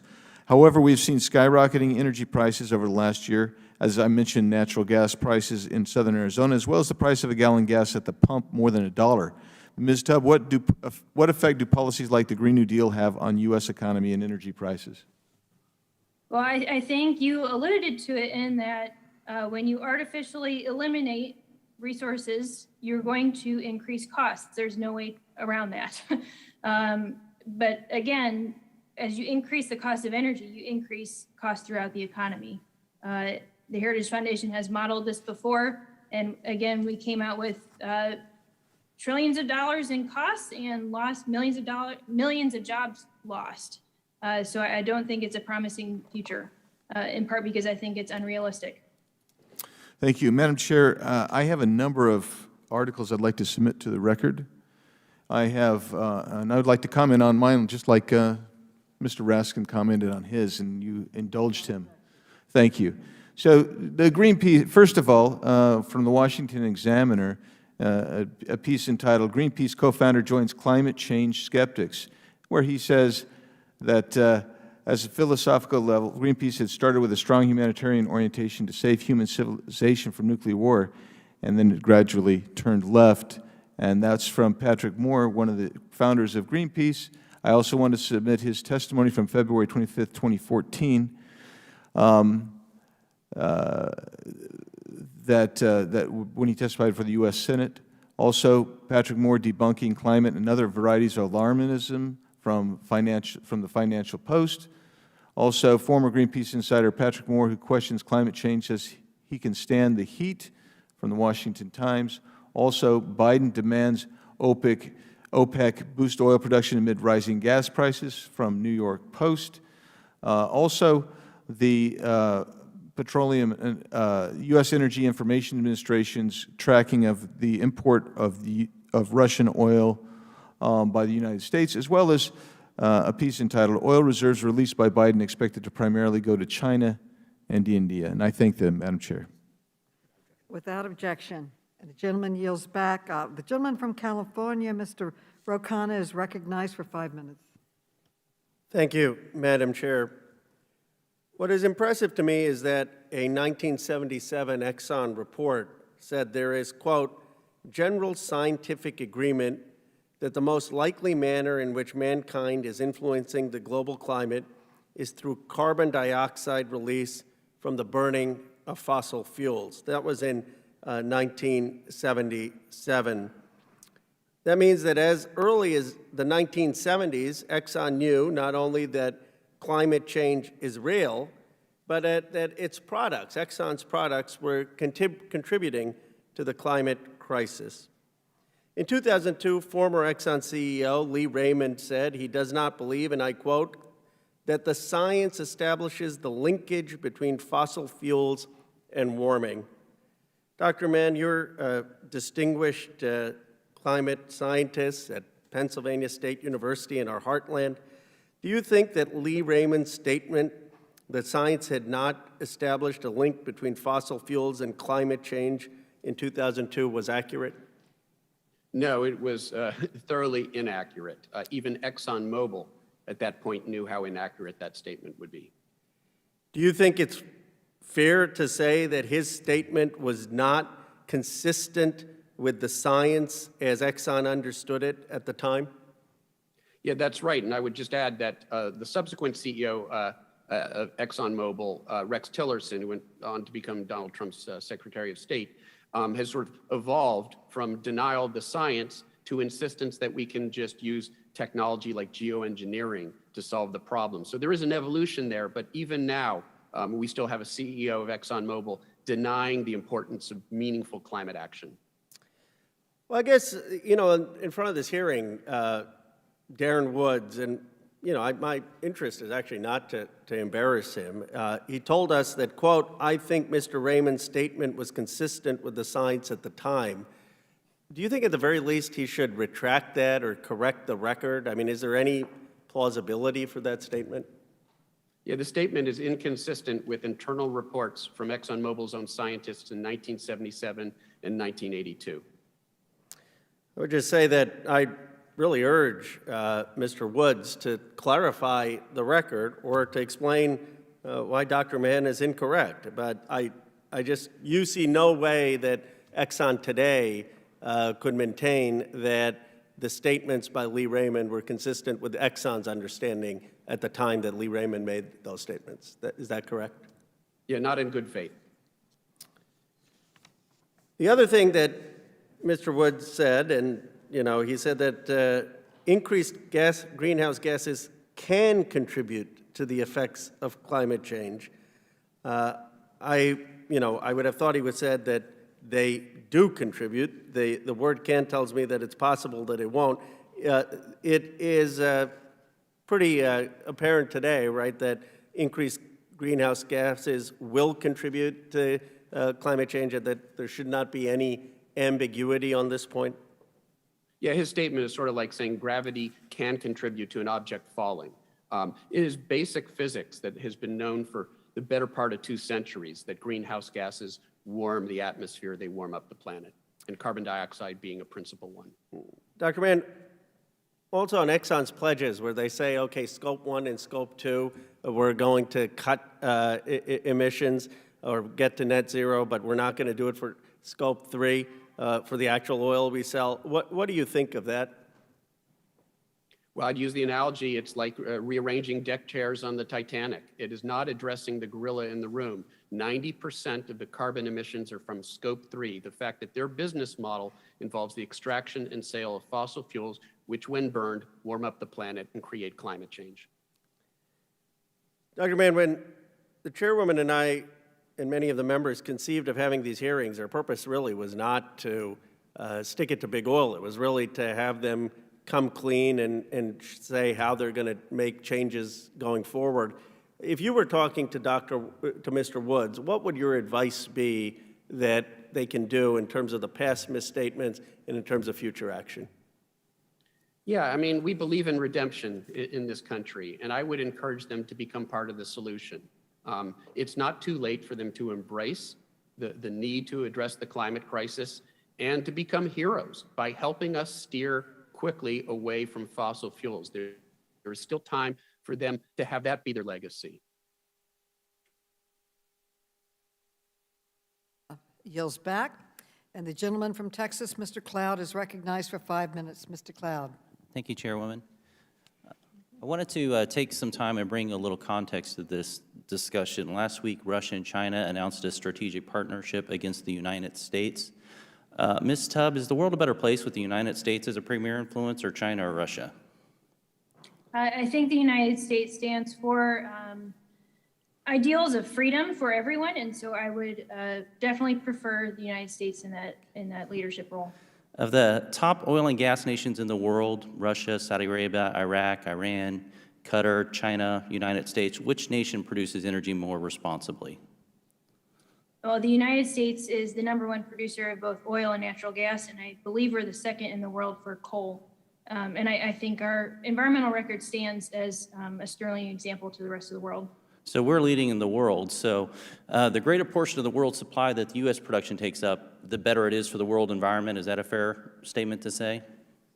Yes, and I think it's better for freedom as well. I think when countries import American energy, they're working with private companies. They're not working with an outgrowth of a government. And so there's political freedom there to engage in free market exchange of energy. That's not true for, I think, other major energy producing countries. And so right now what we see happening on the world stage with Qatar, Russia, Saudi Arabia, when the U.S. reduces production, do we see them going green or do we see them looking for other production in other parts of the world? Other production, as I mentioned in my testimony, world demand for energy is not decreasing. And so if the U.S. pulls out of the game, that space will be filled by other players. Indeed, we've actually seen this happen, for example, with Qatar recently striking up a new relationship with China for China to buy energy from them and for them to buy ships from China. That was new. Is a pipeline built in Russia inherently greener for the global environment than one built in the United States? I don't believe so. I would have to get some numbers on that for you to be confident in that answer, but I am very confident in the environmental standards in the United States. Right, okay. Is war good for the environment? No, Okay. not good for the environment or for people. Okay, so in the last administration, we saw the American energy dominance lead to a historic peace deals in the Middle East. We saw stability around the world. With the Biden administration, we saw the waiving of sanctions on Nord Stream 2. We saw restrictions placed on production here in the United States, and now we find ourselves on the brink of war, where literally thousands of lives hang in the balance because of climate hysteria of what's going on. Meanwhile, at the same time, tens of thousands of people are dying in the United States because of fentanyl. And this committee continues to not focus on these issues. Last term, we had, I don't know how many hearings on the border, and we haven't had any this time. We have all these issues that Americans are facing on a daily basis, and still this committee will not address them. And we keep coming back to these issues time and time again. We should have had this hearing last week on Groundhog Day. Ms. Tubb, I also serve on the Agriculture Committee. Right now, when Americans go to the grocery store, we see empty shelves. We are seeing higher food prices. On the Ag Committee, I can tell you farmers and ranchers are really concerned. Farmers, especially, we're seeing fertilizer prices go up. We're seeing pesticides go down. Both of those are byproducts of the oil and gas industry. And if we think that food prices are higher now, a year from now when we have reduced yields because of the reduction or the restrictions placed on oil and gas production, we will have a troubling time a year from now when it comes to high prices. But this is on top of gas prices already that the American consumer is seeing. Can you speak to the burden that the American family is seeing with high oil and gas production? Sure. I think there's a reason that energy is one of the I should say high cost. My apologies. Reduced production, higher costs.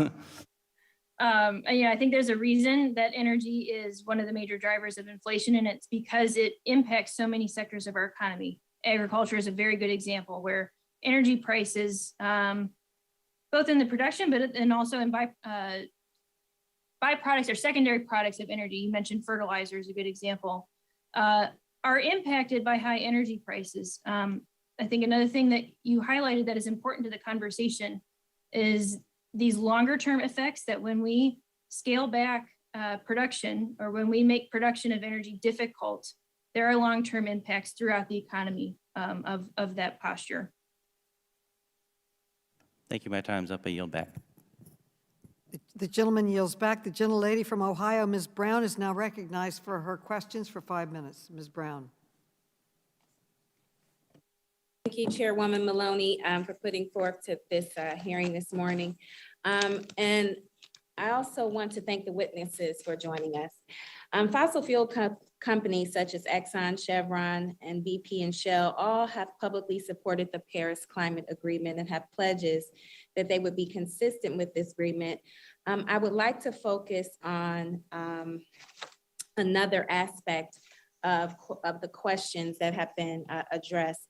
Natural gas is a fossil fuel that emits greenhouse gases at all phases of its life cycle, and it's primarily composed of methane, a potent greenhouse gas that can warm the planet more than 80 times as much as the amount of carbon dioxide.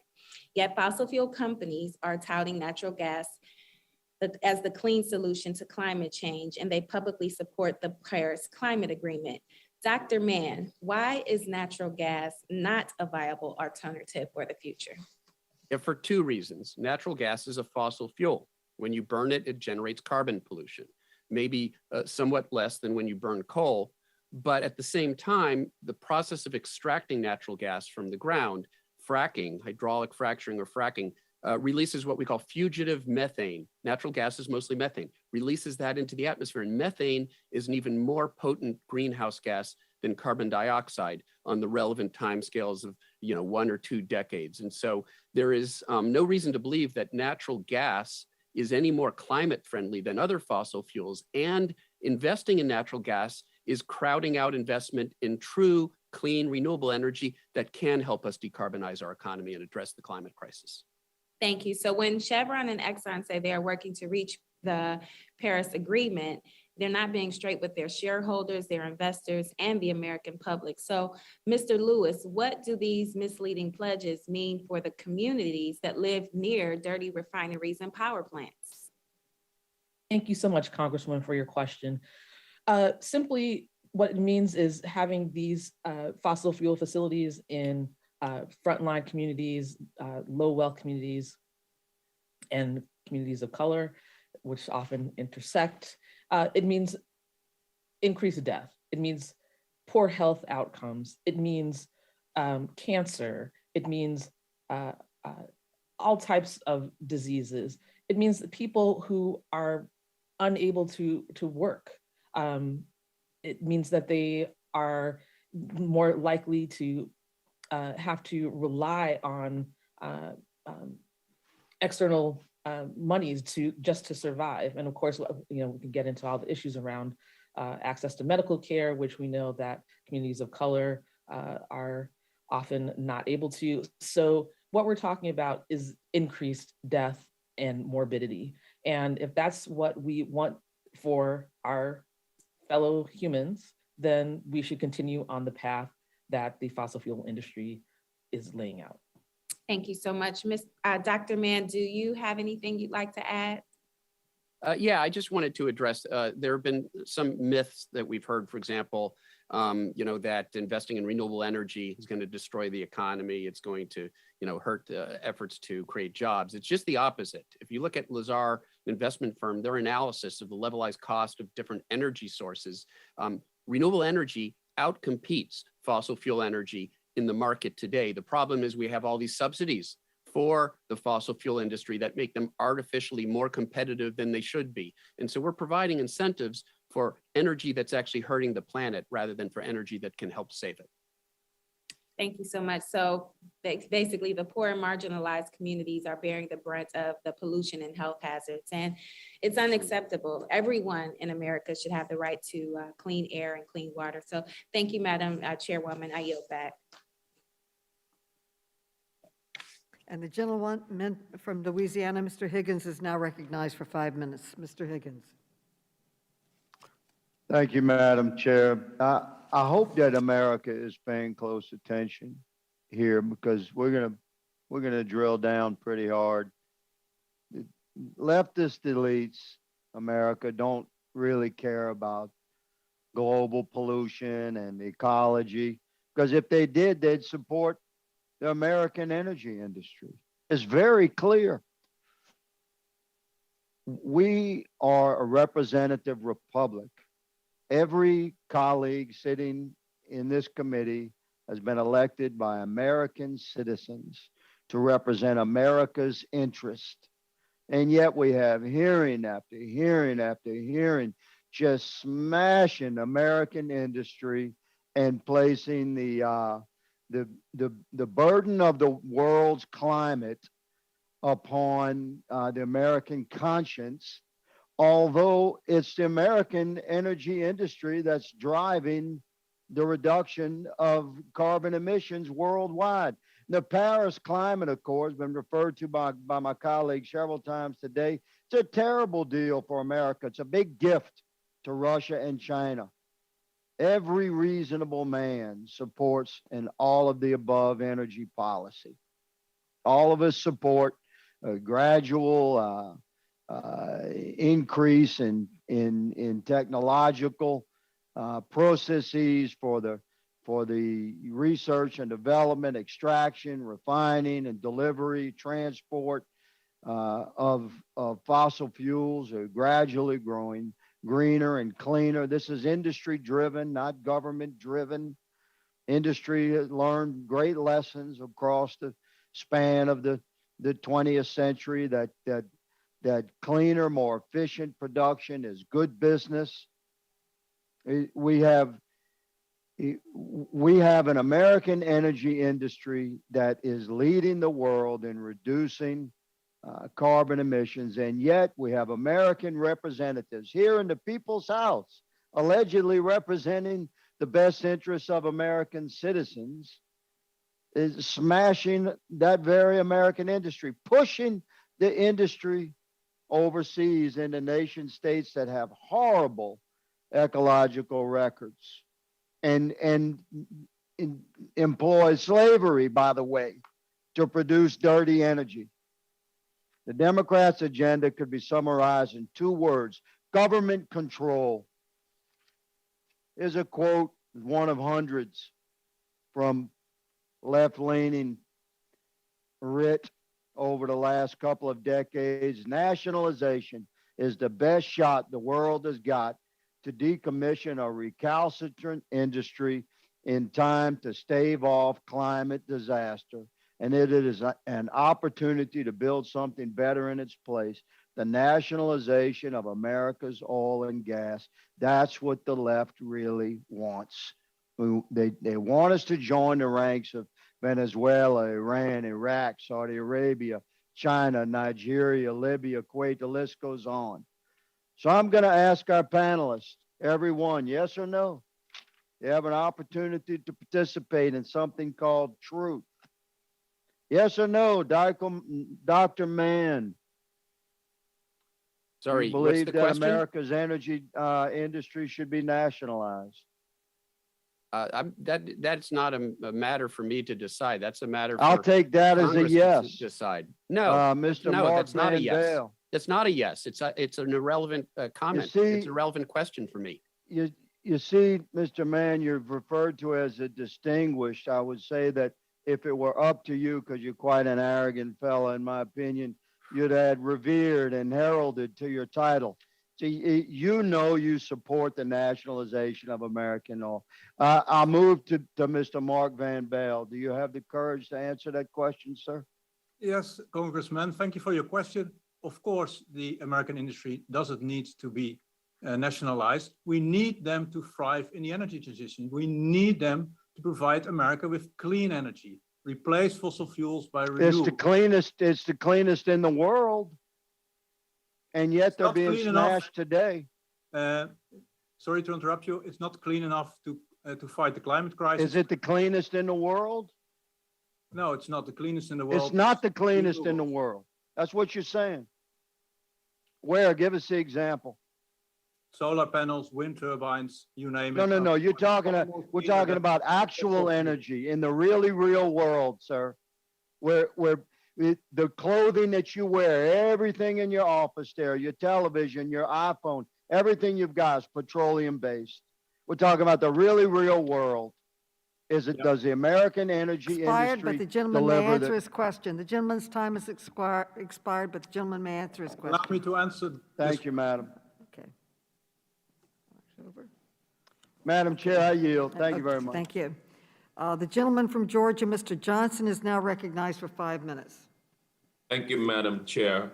Thank you for holding this very important and timely hearing, and also thank you to the witnesses for their testimony. Climate change denial is live and in living color today. And so is deception. Deception is not uncharacteristic of big oil, which has downplayed and denied the imminent climate crisis for decades. One of their newer methods of dishonesty is publicly touting goals of, quote, net zero emissions, end quote, and clean energy, while privately continuing, if not increasing, fossil fuel production. As habitats crumble from warming oceans and communities suffer from unpredictable weather, big oil continues to mislead and profit at the world's expense. Ms. Lewis, a disclaimer in Shell's 2020 sustainability report states precisely that, quote, Shell's operating plans, outlooks, budgets, and pricing assumptions do not reflect our net zero emissions target, end quote, and that they expect Shell's operating plans to move towards net zero emissions as society moves towards it. How can we take Shell's climate mitigation goals seriously when they do not even consider these goals in their current budgets, outlooks, and prices? Congressman, thank you for your most excellent question. It's pretty clear that we can't take that seriously. Once again, we see the cognitive dissonance between stating the goal to move towards net zero, while within its own prospectus, its websites, that it is not even incorporating that. So, there's certainly power within Congress to hold companies like Shell accountable for those misleading statements. In what ways can Congress mitigate insidious maneuvers such as this one to ensure that big oil in fact implements the changes that it purports to support? Oh, thank you again. Well, most certainly Congress has the power through a variety of means. Actually, for example, last year, you took a great step with passing the Fossil Free Fuel Act. That was one method focusing on the Federal Reserve and its mandate. Another method obviously would be to simply state, like, you can no longer falsely advertise your net zero goals. And if you do that, you are misleading the public, the same way that Congress did with big tobacco. It held big tobacco accountable for telling the public that it was safe to smoke, and there's no connection between that and cancer and other diseases. Thank you. Dr. Mann, net zero pledges are baseless and riddled with contradictions. For example, Shell recently began drilling off the coast of Namibia and plans to continue to search for new drill sites in that area until 2025, thus continuing the exploitation of resources from Africa. In addition to the impacts of carbon emissions, can you speak on how new drill sites can destabilize ocean habitats and also destabilize the lives of the people who live in under and undeveloped nations that are exploited for oil? Sure, it's not my area of expertise, but certainly, extraction of fossil fuels has this hidden cost in terms of the damage it does to our environment, whether those are marine environments, whether those are montane environments here in the United States, where mountaintop coal removal does tremendous damage to streams, to those forests. So there is this additional cost that we don't often even talk about, which is the damage done to the environment by extracting dirty sources of energy. Thank you. My time is about to expire, so I will yield the balance. Thank you. The gentleman yields. The gentleman from Georgia, Mr. Heiss, is recognized for 5 minutes. Thank you, Madam Chair. And yet again, here we are. Instead of conducting real oversight, this committee continues to attack American businesses. And I mean, we're dealing with issues that the American businesses are already addressing. But we have a deja vu type hearing yet again. October of last year, we had a committee hearing with CEO participation from Exxon, BP, Chevron, Shell, American Petroleum Institute. And how did that hearing end? Well, it concluded with a subpoena. Let's get the facts straight yet again. Here are the facts. From 2005 to 2019, U.S. greenhouse gas emissions decreased by 12%. From 1990 to 2019, methane emissions from coal mines, natural gas production, et cetera, decreased 15%. All the while, Russia's territorial carbon dioxide emissions per capita grew by 14.5% between 2000 and 2018. China produced 27% of the world's greenhouse gases in 2019. That is according to research by the Rhodium Group. And by the way, the issues, the figures I mentioned of the U.S. decrease of greenhouse gas emissions and methane are from the EPA, their report of April of last year. China's emissions exceed all developed nations combined. China's emissions more than tripled over the previous 3 decades. China has vowed now to reach zero emissions by 2060. How nice is that? They vow to have a peak no later than 2030. From 2006 to 2019, ExxonMobil's global gas greenhouse emissions have decreased 13%. So those are some of the facts. And yet what has been the response, the current state of affairs, if you will, with our current administration? Well, the Biden administration cancels Keystone Pipeline in January of last year.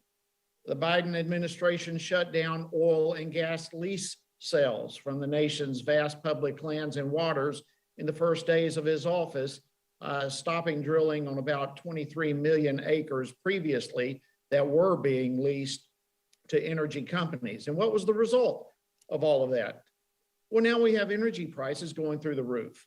The national average of gasoline now nearing $3.50, up $1 plus from this time last year. Energy costs like heating your home, which is pretty essential at this time of the year, it's risen 29%. And yet the reaction of the Biden administration is now, let's solve the problem by pushing OPEC to increase their oil production. Dirty oil, while the U.S. is leading the way in much, much, much cleaner oil, and yet the Biden administration now is pushing, calling, begging OPEC to increase their oil production instead of domestic oil production right here in the U.S. And we all remember the Biden administration approving Russia's Nord Stream 2 pipeline. I still scratch my head over that decision. The pipeline alone is projected to emit over 100 million metric tons of CO2 per year. And now the world is watching. We're all watching Putin make his move because we have given him such an incredible gift. Now is the time to encourage the sale of domestically produced gas, freedom gas, as it's been called, freedom gas to the world. But again, the Biden administration is looking overseas to OPEC and other countries to address this looming crisis of Russia and their invasion of the Ukraine. These policies are ridiculous. They're hurting America. They're hurting our constituents. They're hurting their wallets. Ms. Tubb, do you believe that the U.S. is making great strides towards lowering emissions compared to the world's largest emitters of pollutions, specifically China? Yes, and I think data bears out that freer economies are environmentally cleaner in the past, and I expect that to be in the future. Thank you very much. I see my time's expired. I yield back. The gentleman yields. The gentlewoman from Illinois, Ms. Kelly, is recognized for 5 minutes. Ms. Kelly. Thank you, Madam Chair. At the last hearing, I asked the president of Shell about their energy transition strategy. Now that we have climate experts, I'd like to examine Shell's plan to become a net zero energy company by 2050. At first glance, Shell's plans seem more ambitious than some of the other companies we're discussing today. For example, Shell is one of the only companies that plans to reduce its Scope 3 emissions, which include those that come from the supply chain or from consumers using its products as intended. To offset its Scope 3 emissions, Shell proposes something it describes as nature-based solutions, which includes purchasing credits to offset its emissions. Dr. Mann, are you familiar with Shell's nature-based solutions plan? And if you are, what is it? Yeah, so this is a common sort of pledge that you hear from fossil fuel producers.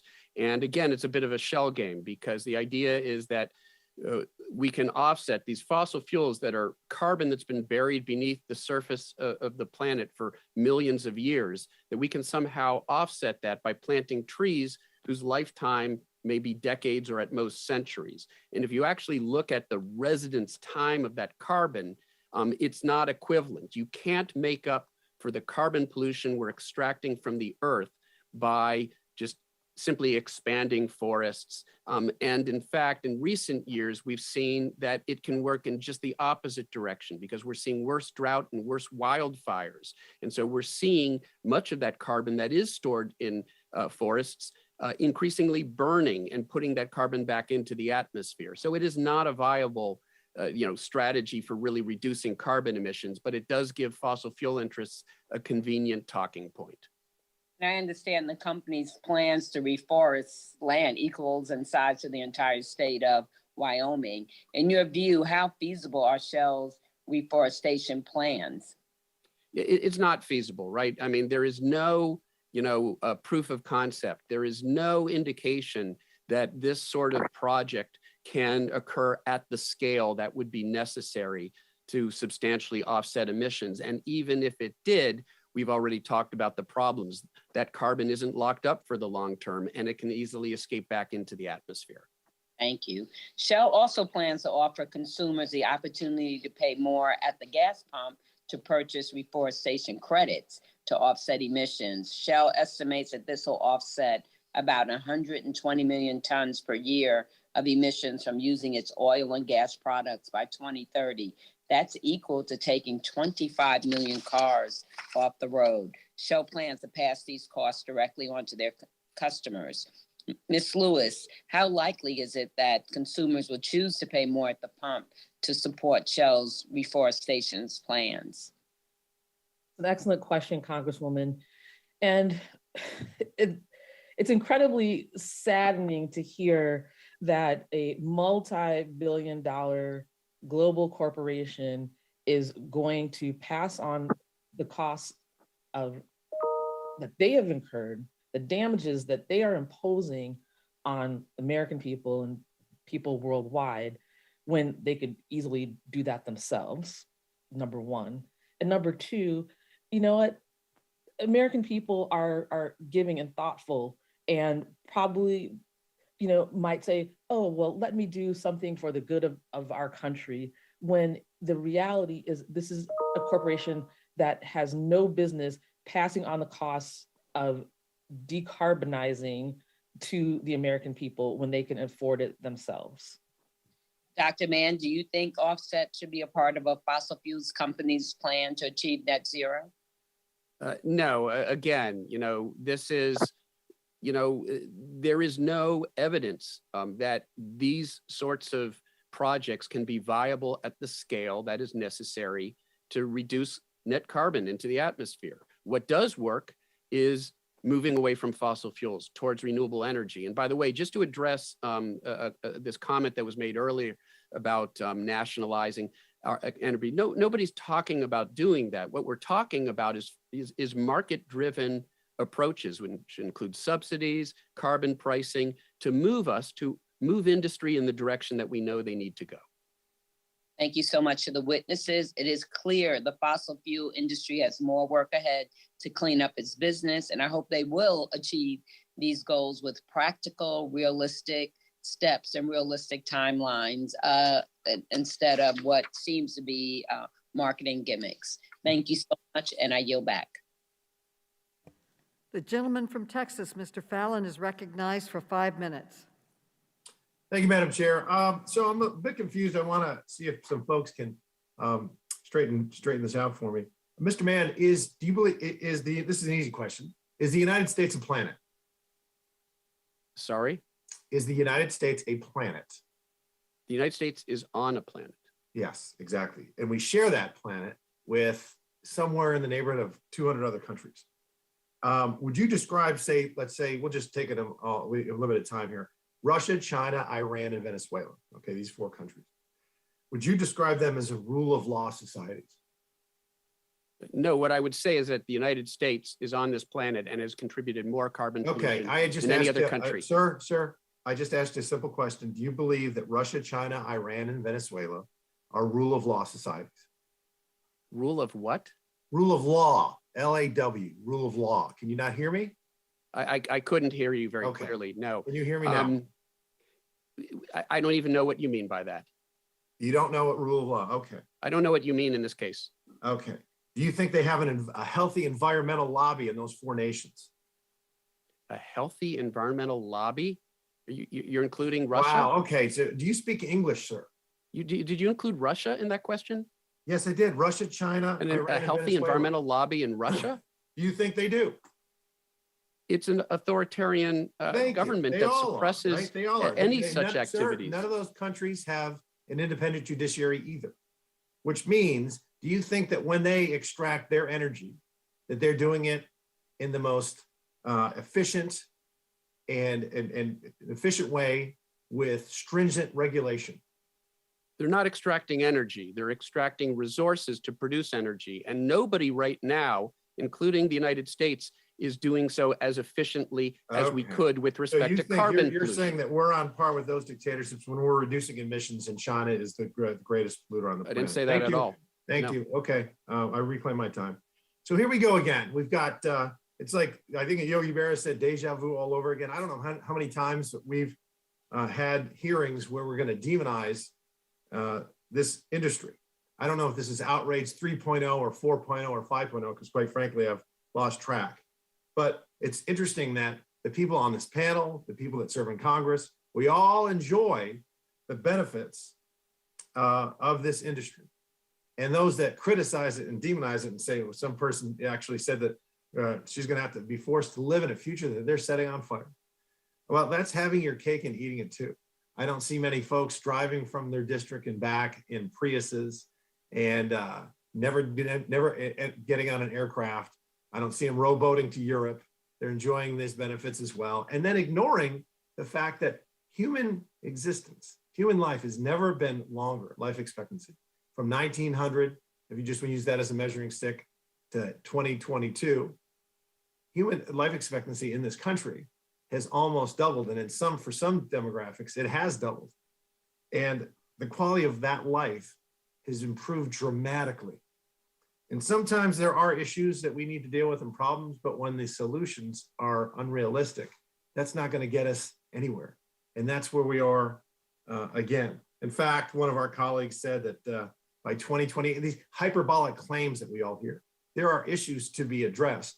But when you make hyperbolic claims to just scare people, and it's just about fear, that there's going to be major crop failures by, I believe it was 2026 or 2028, and that large swaths of the United States will be uninhabitable in 2036. These remind me of Thomas Malthus, these great, crazy claims. But then when 2026 comes and 2038 comes, and none of these things have happened, the goalposts are just simply moved again. And I hope that we don't have another 15 of these hearings that get nothing accomplished and simply demonize an industry to cater to a very narrow political base. Madam Chair, I yield back. Gentleman yields. I recognize gentlewoman from Florida, Debbie Wasserman Schultz, for 5 minutes. Thank you, Madam Chair. I'm a little bit astonished at how rude my previous questioner was, but not surprised, I guess. So last month, Exxon announced its aspiration to reach net zero operational emissions by 2050. And that sounds great in a press release, but it takes only a minimal amount of investigating to see that it's just more corporate greenwashing. Exxon's pledge includes Scope 1 and Scope 2 type emissions, which are those produced directly by Exxon or from the generated power it buys. Scope 3 emissions, which account for 90% of the company's carbon emissions, are entirely excluded from that pledge. These emissions are created by consumers using Exxon's product exactly as intended. In other words, Exxon doesn't take any responsibility for the emissions created by the millions of barrels of oil it sells every single day. Dr. Mann, what is the true value of Exxon's net zero emissions pledge if it does not address emissions from the products they sell? It's minimal. And, at the same time, ExxonMobil and these other fossil fuel companies are funding organizations and outfits and dark money groups that are trying to prevent passage of legislation that would actually move us in the direction we need to go. So they claim that they're in support of the Paris Agreement, but they're actually undermining the very policies that would be necessary for the United States to make good on its commitment under the Paris Agreement. Okay, thank you. And carbon intensity, for example, has become a go-to phrase for big oil companies that often amounts to empty promises. Oil companies have promised to lower their carbon intensity, which is the amount of carbon emitted per unit of energy consumed. And that's a crafty way, from what I understand, for fossil fuel companies and the banks that finance them to continue to find alternatives to promising outright emissions reductions. Mr. Van Baal, is a promise to lower carbon intensity compatible with increased emissions overall? If it would lead to a decrease of absolute emissions, it would be a credible claim. But all these companies are promising to lower their intensity, and they still will increase their absolute emissions. Okay, and then lastly, I really want to ask a question based on Shell's court case. Last year, Shell was ordered by a Dutch court to slash its emissions footprint by 45% within 10 years. Despite that order, we learned last week that Shell struck a major oil deposit in Namibia. Shell is drilling, and not just drilling, but doing it in a frontier region without well-developed infrastructure or oil industry. Oil demand is still strong for the near future, and we'll continue seeing oil exploration despite our transition to clean energy. This is why we must maintain a federal moratorium on offshore drilling on the coasts of my home state of Florida. And we also have to find ways outside of market forces to reduce total emissions. For example, we've debated implementing a clean energy performance program, which would reward utility companies that switch from burning fossil fuels to renewable energy sources and penalizing those that do not. My last question is, Ms. Lewis, you're our policy expert here. What policies should Congress consider to achieve a total reduction in emissions in line with the Paris Agreement? Congresswoman, thank you so much for your question. I think you just spoke to those. It's incentivizing better behavior, creating opportunities for the fossil fuel industry to step up, and making it really plain also that there will be costs and punishment for not doing that. I could go on and on, but I think you have a little time, so feel free. Oh, okay, yes, I do. Okay, thank you. That timer is it's a. But you're wasting it. Please answer. So very shortly, absolutely, Congress has the power to incentivize, increase subsidies. It also can end certain subsidies, like for 45Q, that has been given to companies that have not even created any carbon capture infrastructure. $1 billion given away. That could have been given to more sustainable things. Thank you. Mr. Mann, you look like you're chomping at the bit. Perhaps you could answer that question as well. Oh, no, sorry. I agree with everything that Dr. Lewis just said there. I mean, we need incentives. We're not talking about nationalizing the energy industry. We're talking about market-driven solutions like Ronald Reagan and George H.W. Bush supported. Market-driven solutions for dealing with these environmental externalities, for solving environmental problems like climate change. Thank you. And Madam Chair, I just have to say, it's one thing to be a member who forcefully advocates their position. It's another thing to be totally rude and insulting to our witnesses. And so I just would hope that we would be admonishing our colleagues not to be rude and nasty to our witnesses, even when we disagree with them. Thank you. I yield back. Gentlewoman yields. Without objection, Mr. Graves is authorized to participate in today's hearing. Mr. Graves, you are now recognized for 5 minutes. Thank you, Madam Chair. I want to thank the witnesses for being here today. I'm from South Louisiana, where we've lost about 2,000 square miles of our coast as a result of many factors, including subsidence and sea rise. And these are the people that we represent. I have very strong concerns about ensuring that my children, we have 3 kids, that my children and the children we represent have the same opportunity that we've had in our lifetime. And I do have some strong concerns about the direction we're going. Ms. Lewis, do you believe that the United States should follow more of sort of a California model toward energy and climate? Congressman, thank you for your question. Well, certainly I believe that California has been at the forefront of addressing the issues of climate change that have impacted their state and their residents. And I certainly think there are many aspects that can be used elsewhere. Okay, thank you. Dr. Mann, have the performance of emissions reduction, has it worked better on an average basis under President Trump or under President Biden? Well, clearly, we're seeing inroads now with the policies. The Biden I'm sorry, Trump or Biden, which one was that? Biden is doing better, no question about Okay, it. thank you. Okay, so there we go. There we go. Now let's get back to reality here. This is fascinating. California has resulted in higher prices, having a disproportionate impact on the poor. They're the 8th worst emissions growth in America, the most dependent state on foreign energy, the least reliable grid in the nation, and according to the latest analysis, the most dependent state upon oil coming out of the Amazon rainforest. Are these really the statistics we want to follow? Dr. Mann, I've been watching you. I've been working with your data for decades now, and it is amazing to me to think that you would come before this Congress. You've crossed so far over from science into political theater, it really undermines your credibility. Here's the facts. Under President Trump, emissions were reduced on average 2.5% per year. Under President Biden, emissions have gone up 6.3%. I think you know better. I think you do, and incredibly disappointed. Let's go on and talk more about some of the facts out there. I heard talk about the IEA earlier. The IEA said in a February 2020 report, the United States recorded the largest emissions decline on a country basis with a reduction of 140 million tons, down by almost 1 gigaton from their peak. Natural gas at that point had surpassed coal in terms of producing more electricity. Emissions from the energy sector declined to level. In fact, emissions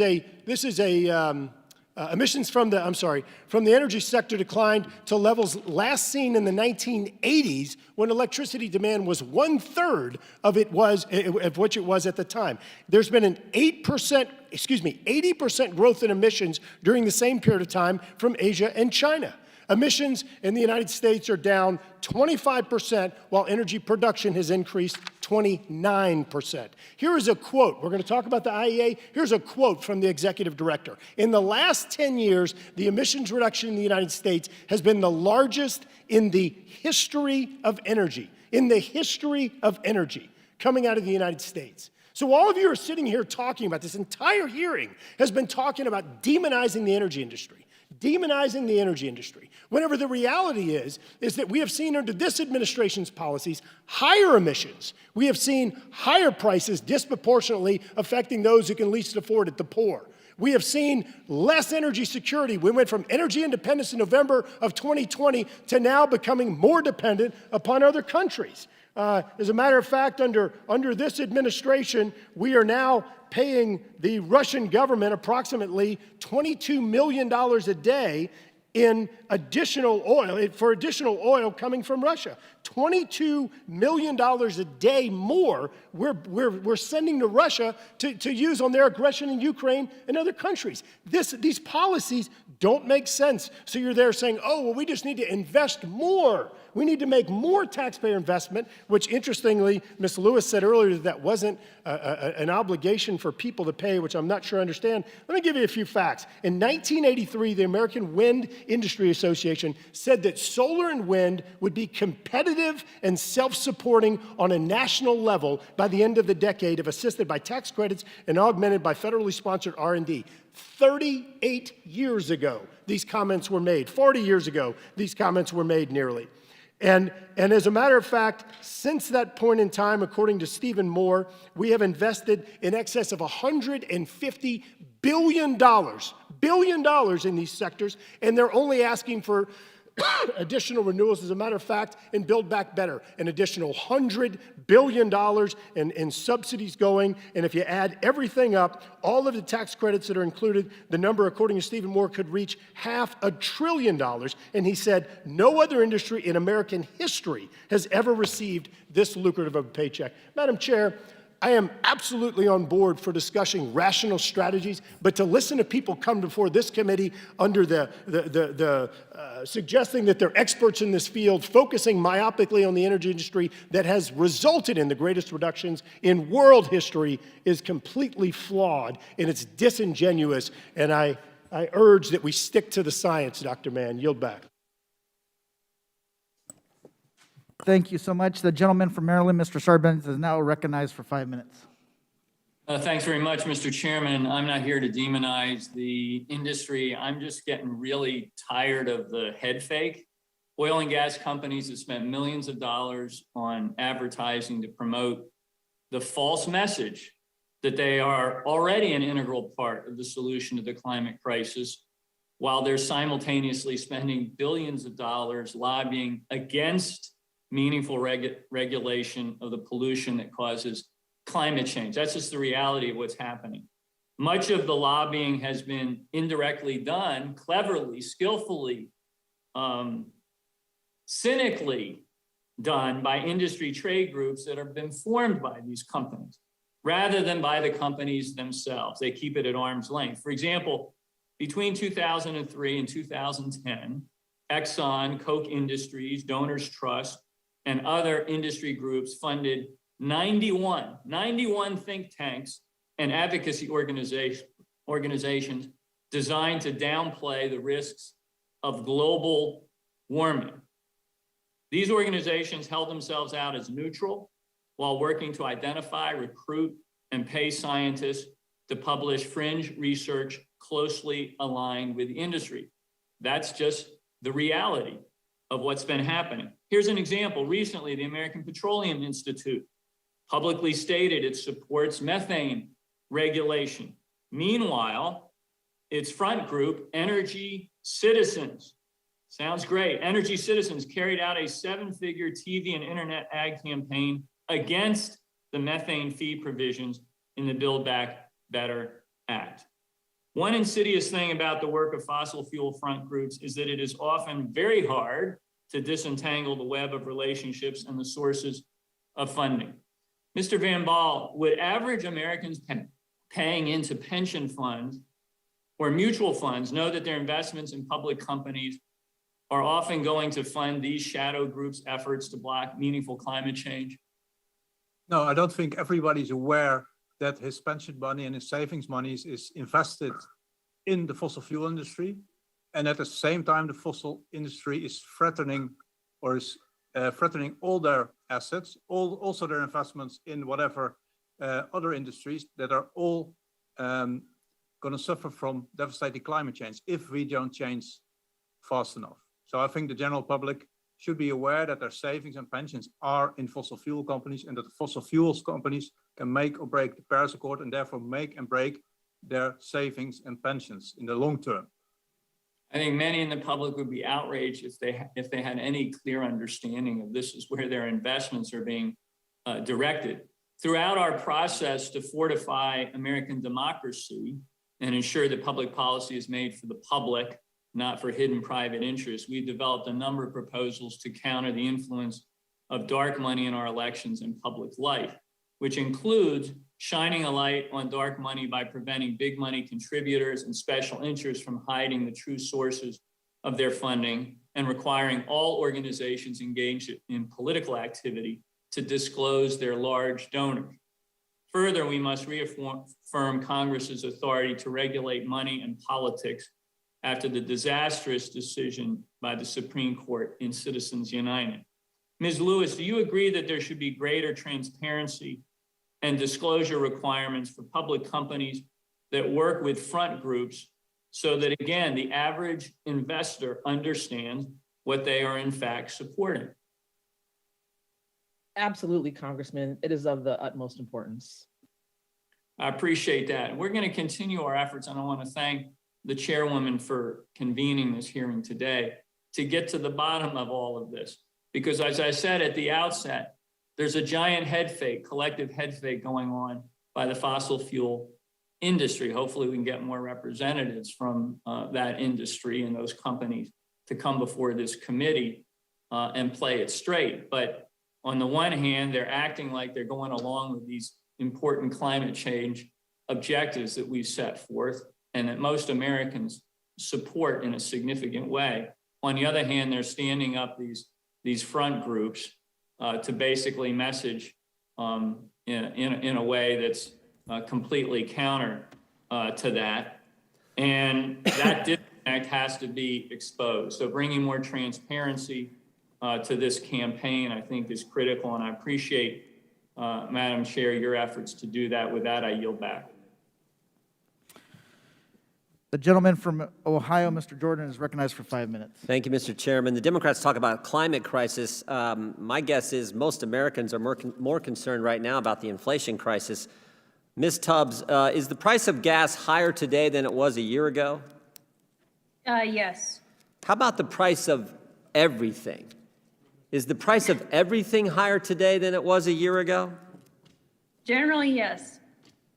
And when you shut down a pipeline, is that probably one of the factors that contributed to the higher cost of gas today?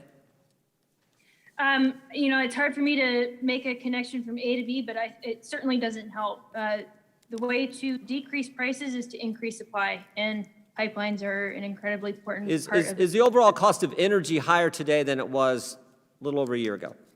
Yes, significantly. And when the price of energy goes up, that drives the cost of everything else, because you got to ship it, you got to make it, it takes energy to make things, it takes energy to transport things, it takes energy to ship things. So when the price of energy goes up, it contributes greatly to the price of everything else increasing. Is that accurate? Yes, that's correct. I think you could call energy the master resource because of its impact throughout the economy. So it sort of begs the obvious question, would it help if the United States produced more oil and gas and more energy here? Would that be helpful? Absolutely. I think, yes, that's basic economics. To solve for high prices and high demand, you increase supply. So basic economics would help with the fundamental fact we're dealing with today, which is we have a 40-year high inflation. It would help if we would increase oil and gas production here, right? Yes, absolutely. And I think the resources, the policies to be able to do that. Well, then why would the Democrats want to decrease production? I mean, we had a hearing in this very room. Well, you're not in this room, you're virtual, but we're in the room. We had a hearing in this room a few months ago where one of our Democrat colleagues said to the CEO of Exxon, Mr. Woods, would you commit to reducing the production of oil? Is that going to help with the 40-year high inflation rate and the price of gas and the price of energy, Ms. Tubbs? No, and I don't want to guess at people's intentions. I think we all strive for the well-being of our country, but I think there's a disconnect between aspirations and reality in some cases. Well, you don't have to, question anyone's intentions. His intentions were clear because he said to the CEO of Chevron, He said, are you embarrassed as an American company that your production's going up? I mean, to me, that's one of the craziest questions I've ever heard. You ask the CEO of a company, are you embarrassed that you're making more of your product and selling more of your product? I thought that's what you're supposed to do. So I don't think it's questioning their intentions. Their intentions are clear. They want to destroy the oil and gas industry in this country, and they want to continue to drive up the cost of energy, drive up the cost of goods and services, and they must like this 40-year high inflation. Because I don't know is there any other conclusion that a rational person could reach, Ms. Tubbs? I don't think so. And sir, to your point just now, I think one of the more troubling things about this conversation is that politicians at all should be telling a company what they ought to produce and what kind of company they ought to be. Well, someone needs to tell that to the Democrats, because that's all they want to do. That's all they want. Is it better to produce energy in the United States of America to help our economy, or would it be better to bring it in from overseas? I think we have a lot of resources here in the United States that provide affordable, reliable energy. I think the goal is to have free flow of energy and free trade of energy, because there's efficiencies to be gained there that help consumers. Okay, and let me just ask you this too, because we now have the spectacle of the President of the United States begging OPEC to increase production. Does the President of the United States asking and begging OPEC to increase production, will that help with climate change and the climate crisis that the Democrats talk about so much? No, and I think the reason I'm struggling with some of this conversation is, President Biden's administration has admitted that the U.S. could shut off their emissions, if that were possible, tomorrow, and it'd have no impact on global temperatures by the end of the century. So what this amounts to is wanting to release some political pressure for high energy prices, pursue a political agenda for certain energy technologies, and I think in some cases— So Ms. Tubbs, if I could just interject, because you said something important there.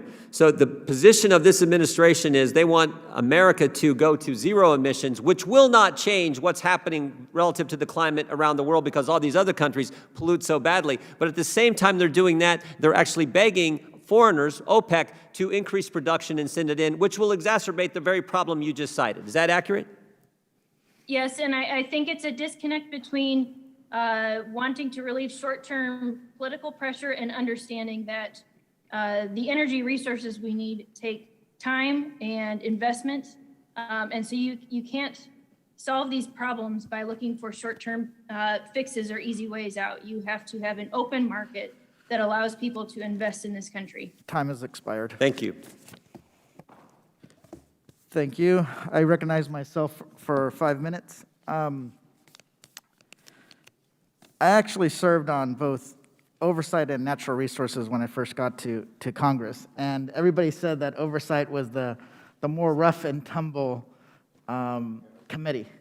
And what I learned quickly is the more rough and tumble committee was natural resources, because there seems to be any kind of commonality when it comes to an overlap when it comes to dealing with climate change, the climate crisis, recognizing that climate change is real between the parties. And it is very common that we had the gentleman from Illinois come in and speak here, because his attacks have always been the same attacks, which is attack California, attack California, attack California. But I always like to remind my Republican colleagues that California is like one of the economic engines of this country. Without California's GDP, where I'm from, this country would be worse off. I'm not saying that we don't want other parts of this country within our country. We do. But to always bash on California as a cheap political stunt is just that. It doesn't solve the problem.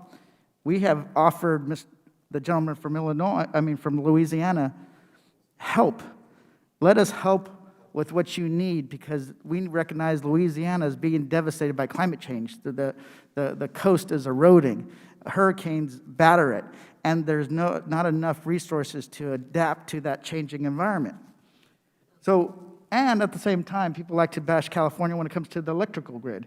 But people forget, on the Republican side, about Texas, that just suffered some of the worst power shortages and shutdowns where people died and froze to death, devastating their homes because the grid hasn't been updated. And they're going to say it's because of wind turbines and so forth. But 60% of the energy loss that occurred from gas and coal fire plants. So if we're going to make real progress, we have to have some common understanding of this problem. And I know that's, talking about climate change for Republicans is like talking about January 6th. Deny, deny, deny. But we're not going to resolve the issue that way. And who hurts? Who suffers? Low-income communities suffer. Low-income communities in California, Texas, Illinois, Louisiana, no matter where you're from, it's always the working class that suffer because the rich have the resources. And we need to figure out how to get beyond that and work on real solutions for working people. I know that we have had disinformation campaigns going on. We still see it. One of the things you can say all sorts of stuff on the fly in a committee, and I can almost tell you 60% of all statistics quoted in a committee are probably made up on the spot. So it's not, we should always take what people say with a little bit of a grain of salt. Mr. Mann, in your prepared testimony, you described net zero pledges and other such promises as a continuation of the energy industry's effort to delay action on climate change. Can you elaborate on why these climate promises cannot be taken at face value or should be taken with a grain of salt? Yeah, because they're kicking the can down the road. What we need right now is a reduction of carbon emissions by 50% this decade. So that means we need incentives right now. And I also found it ironic that the congressman from Louisiana, whose people are facing the brunt of the impacts of climate change, would be so dismissive of that and would try to point blame at California, which is actually growing their economy and reducing carbon emissions at the same time. It's a model for what the rest of the states, including Louisiana, should try to do. So it just doesn't make sense. There is no way to understand this irrational, unwillingness to confront the climate crisis. Thank you so much. And being from California, who worked on cap and trade, also a greenhouse gas reduction target bill that said 35% of the resources to combat climate change must go to disadvantaged communities. We can do it at the federal level. And most of that money won't necessarily go to blue states. It will go to the areas that are disproportionately impacted by climate change. Louisiana, Texas, Florida, states that are Republican states. And we care about them as much as we care about any other state. So with that, I'll end my testimony and I'll recognize the gentleman from Pennsylvania, Mr. Keller, for 5 minutes. Thank you, and I also thank the witnesses for taking time to be here today with us. While today's hearing seemingly attempts to hold the American energy industry accountable to carbon emission standards with timelines expiring 30 years in the future, it would be nice to see the Democrats hold the Biden administration accountable for the energy crisis happening right now. In October of 2021, committee Republicans joined me in sending a letter to the Energy Secretary Granholm expressing concerns that President Biden's policies would exacerbate the skyrocketing price of fuel and ultimately hit fixed and low-income Americans the hardest, making America more reliant on nations that don't produce energy as cleanly as we do here in the United States. Now is not the time to penalize American energy producers who have the capability to provide the entire world with cleaner energy in the midst of an energy crisis. A recent report by the Joint Economic Committee confirmed committee Republicans' fears, reporting that American households spent $1,200 more on energy costs in 2021. And I ask unanimous consent to submit the report for the record. Without objection. So when we look at what we're seeing happen here, Mrs. Tubb, it's good to see you again.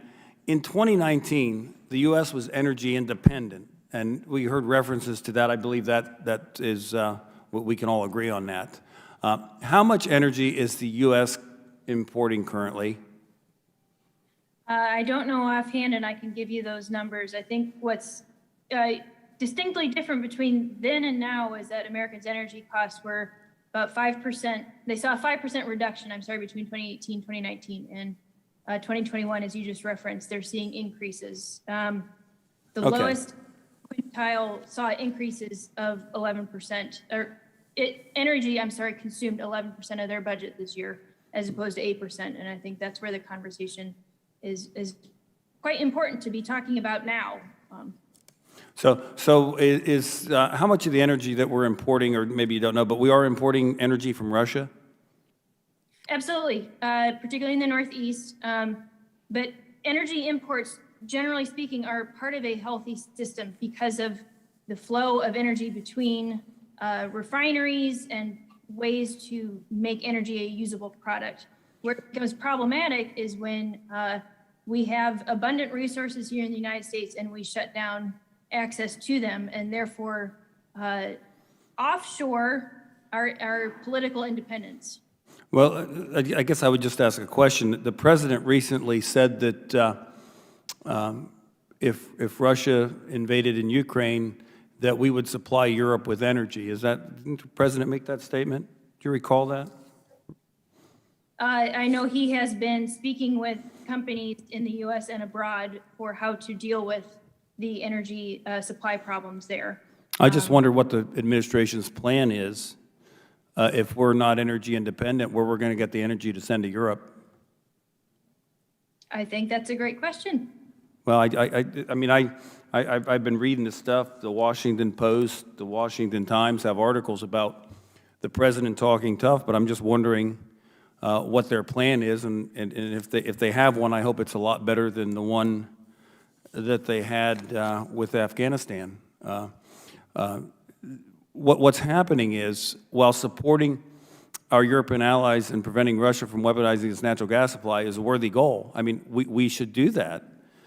But that effort must go hand in hand with strengthening American energy and supporting domestic oil and gas production. Ms. Tubb, what's the Biden administration done to pair these two essential goals together? You know, the administration, I think, has done everything to communicate both informally and through action by way of regulation that it does not see a future for coal, oil, and natural gas in the United States. And I think our allies are noticing that and are quite concerned. I recently returned from a trip to Eastern Europe, and they're particularly concerned about the administration's posture towards natural gas and providing technical expertise on natural gas infrastructure. But I think the same could be said about oil and coal. And when the administration is telling Americans there is no future for these resources in the United States, it certainly has implications abroad. Well, how do we anticipate to generate the electricity to energize all these electric vehicles that the administration is proposing the federal government buy in the legislation they passed if we don't have fuel to generate that electricity? I think that's a very important question. There is no perfect energy resource. Renewables amongst them, they bring interesting things to the table, but they also bring liabilities. And I think throughout the country, grid monitors have been shooting off warning shots at this point about grid reliability, whether we're talking about California, Texas, New England, or... Well, I would just say that, I thank you for that. I would just say that I think the administration should rethink what it's been doing and start putting America first with strong energy policy. Thank you, and I yield back. Thank you so much. The gentleman from Illinois, Mr. Krishnamurthy, is recognized for 5 minutes. Ish. Thank you, Mr. Chair, and thank you to the witnesses for coming in today. Ms. Tubb, you are a senior policy analyst for energy and environmental issues at the Heritage Foundation, correct? That's correct. And you frequently write about climate science, interpreting and translating dense scientific reports for non-experts. In fact, you frequently criticize politicians, media, and others for misinterpreting these reports. And I suppose you must be highly qualified to make those assertions. In fact, the Heritage Foundation proudly lists your qualifications on their website. It says here you were, quote, previously an intern in the office of then Rep. Mike Pence, and you, quote unquote, hold a bachelor's degree in history. Ma'am, you don't have an advanced degree in physics or geophysics, correct? No, and I don't pretend to. And you don't have a degree in atmospheric science or meteorology, correct? No, sir. Engineering, Nope. math, Nope, as it says, complexity science, or systems modeling? history, sir. In fact, you don't have an advanced degree in anything, correct? That's correct. And you're not a climate scientist, are you?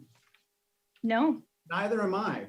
But in 2015, you wrote for the Heritage Foundation the following. You said, quote, "There is little agreement as to how much global warming is attributable to human activity, or even if warming is harmful." Isn't that what you wrote? Yes, and I stand by. And you stand by that statement, right? I do. And, Mr. Mann, is there little agreement as to how much warming is attributable to human activity? No, there And is sir, about. let me just go through your credentials just so that we know exactly on what basis you are making that particular statement. You're a professor of atmospheric science, isn't that right? Yes, I am. You have a degree in physics. I do. You have a degree in applied math. I do. You have an MS in physics. I do. You have a PhD in geology, I do. a PhD in geophysics. Geology and geophysics. Yeah, And you're a member of the National Academy of Sciences, isn't that right? that's correct. I'm not a member of the National Academy of Sciences. Ms. Tubb, you're not a member of the National Academy of Sciences, are you? No. And in fact, Mr. Mann, I think in the IPCC report, it said, quote, "It is unequivocal that human influence has warmed the atmosphere, ocean, and land." Isn't that right? That's right. And you believe that to be the case, isn't that so? The world scientists believe that to be the case, and I'm one of them. And in December of 2021, Ms. Tubb, this is what you wrote. "What is the nature of global warming? Is it a net positive change, a negative, or some mix in between?" Isn't that what you wrote? Yes, and I stand by it. Yes, I bet you do. Now, Mr. Mann, how about you? What is the nature of global warming? Is it a net positive change, a negative, or somewhere in between?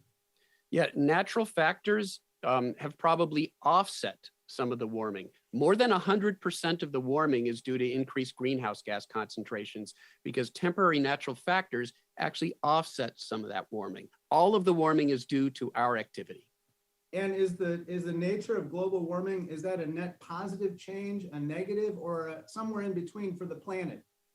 The impacts are quite negative and they're getting worse over time. Now, with regard to there quote unquote being little agreement, according to Ms. Tubb, as to how much warming is attributable to human activity, that IPCC report, Mr. Mann, that I just referenced, it was written by more than 200 scientists, drawing on more than 14,000 individual studies, and it was endorsed and approved by the governments of 195 countries. You don't disagree with that, right? No, not at all. How about you, Mr. Van Baal?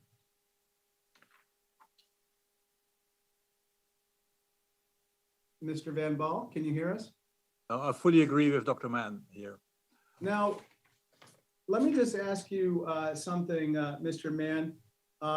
What does it mean when we have people, what's the impact of people denying climate science and saying there's little agreement as to how much warming is attributable to human activity?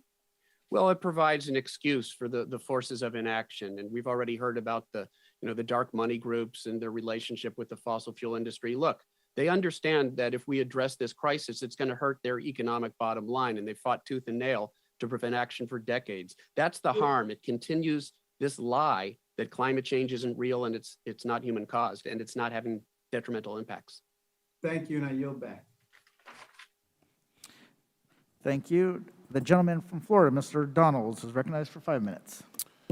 Thank you, Mr. Chairman.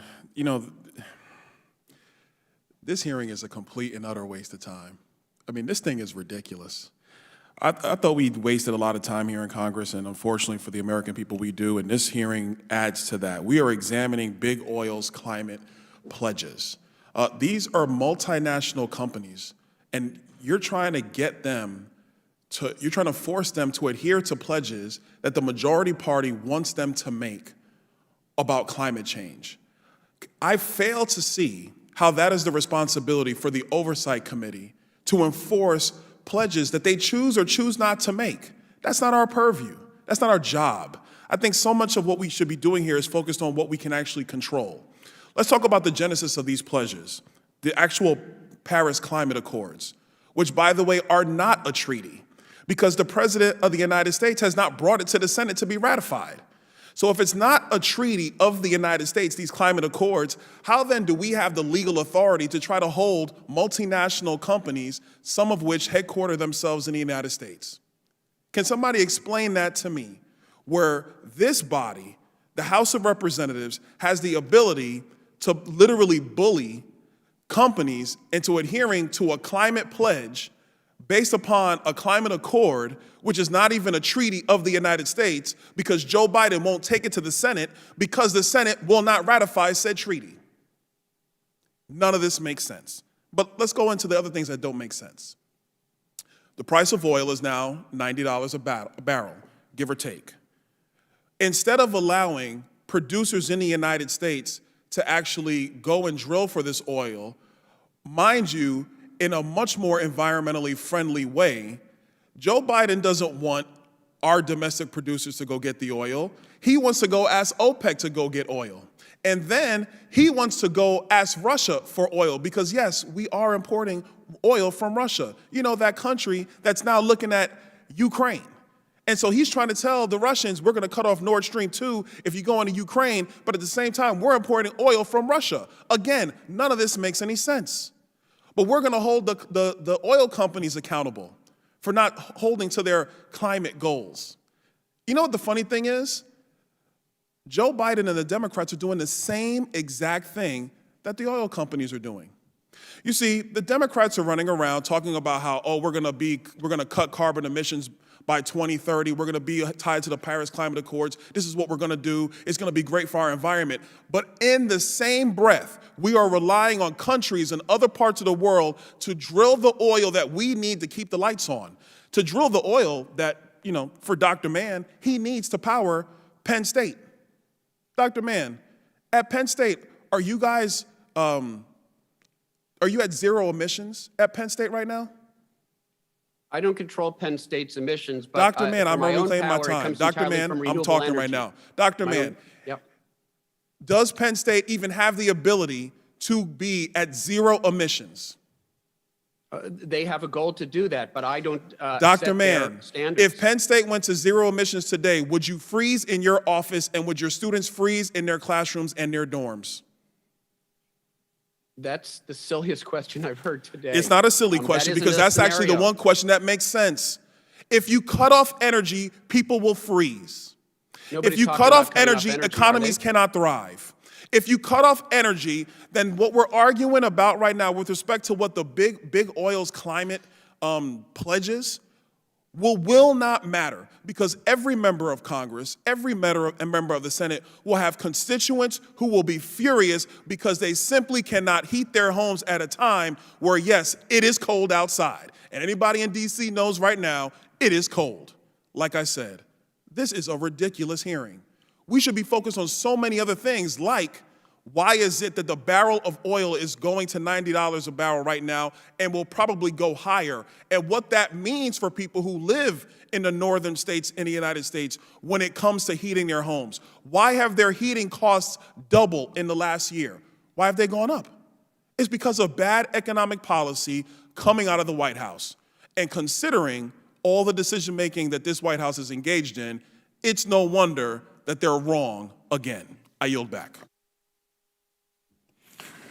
The gentlewoman from Michigan, Ms. Tlaib, is recognized for 5 minutes. That was something. I just want you all to know, Ms. Lewis, Mr. Van Baal, Dr. Mann, thank you for speaking truth.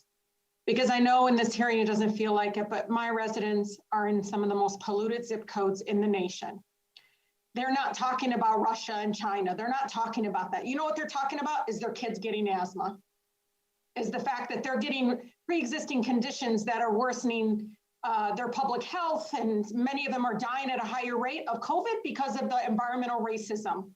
Because in their backyard, they literally have over 200 to 300 air permits. You know, I got BP out here lying, inventing the carbon footprint to blame consumers for climate change. Exxon has us all convinced that renewables and natural gas go together like peanut butter and jelly. In my district, Marathon Petroleum had made themselves out to be some indispensable company in my district. They destroy our air and water, got PFAS contamination, you name it. Yet they still expect us to thank them in return because they pass out backpacks to the kids in my community with their logo on it. And the funny thing is they change it to spell out murder. These companies are skilled at deceiving our country, deceiving our residents, the people we fight for, that their fossil products are good for the people and the planet. That's the truth. Now they're telling us that they are, quote, energy companies rather than oil companies, signaling a shift away from oil. In 2020, BP announced its net zero strategy. Part of the strategy was pivoting from international oil company to integrated energy company. But BP spent 4.3% only of its capital expenditures on clean energies in 2021. So Mr. Van Baal, I mean, do you think spending 4% of the company's investment on clean energy makes it an energy, integrated energy company? Absolutely not, Congresswoman. It's if you claim to be in an energy transition, if you claim to pivot to another source of energy, which would be great, by the way, then you would at least spend 50% of your investments in these new business models. These companies with this small amounts, which, by the way, are most of the time smaller than their marketing amounts, risk of being the codex of the 21st century. Ms. Lewis, would you describe, I'm trying to be gentle here, Ms. Lewis, because, they're lying, but I'm going to just ask you, would you describe this branding exercise as misleading or deceptive? Congresswoman, I appreciate your passion and pursuit of truth. And yes, it is exactly meant to mislead the American public on what their true intents are. In 2020 interview with Bloomberg, Shell CEO, you guys probably, I don't know if everybody talked about it or not, the Shell CEO said, I quote, "The very fact that in this interview you refer to us as an oil company is symptomatic of the problems that we are facing. We're much more sophisticated and integrated energy player, and we're trying to grow our non-oil part much faster than the oil part." So, Mr. Van Baal, do you agree with Mr. Burden that Shell is no longer an oil company? Not at all. They are still an oil company, and this year they're going to spend around 12% on renewable energy. So absolutely not. What's so disgusting is how they think like we're dumb. Like, of course we know that they are. Like, stop treating us like we're dumb. Yeah, there was a Dutch. So I'm sorry, Mr. Rabbit, but Dr. Mann, because I only have a few minutes. Is Shell acting with the speed and ambition necessary and consistent with the Paris Climate Agreement? I think you've said yeah, they're not, right? Is that a no? Nope, Yeah. it's a firm no. So the fossil fuel companies are saying all the right things in public. They have the best press conferences. They got my kids are on YouTube seeing their beautiful commercials and stuff. And I'm out here saying, those are the people poisoning us. Be careful. Literally, this is so incredibly dangerous. If we only listen to their speeches and advertisement, you might be fooled into thinking we are on track for a safe climate and a sustainable future. But they're not doing what they say they are doing.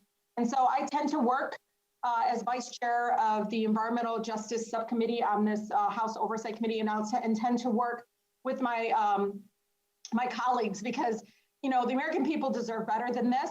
I am tired of it. I'm tired of 4 times I saw basements flooded in just one home.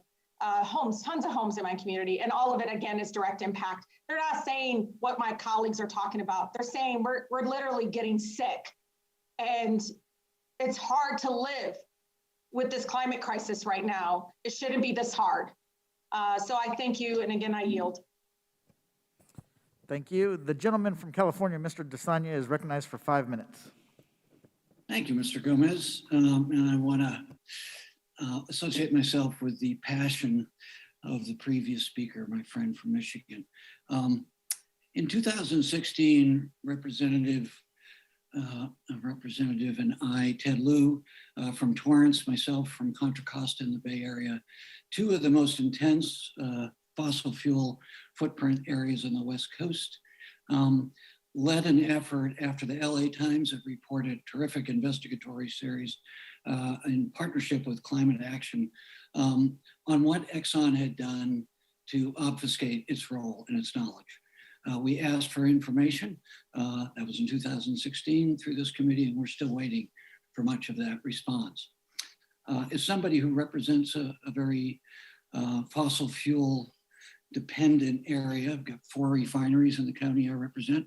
Chevron has its headquarters here. Just want to, and Dr. Mann and Ms. Lewis really have a couple questions for you.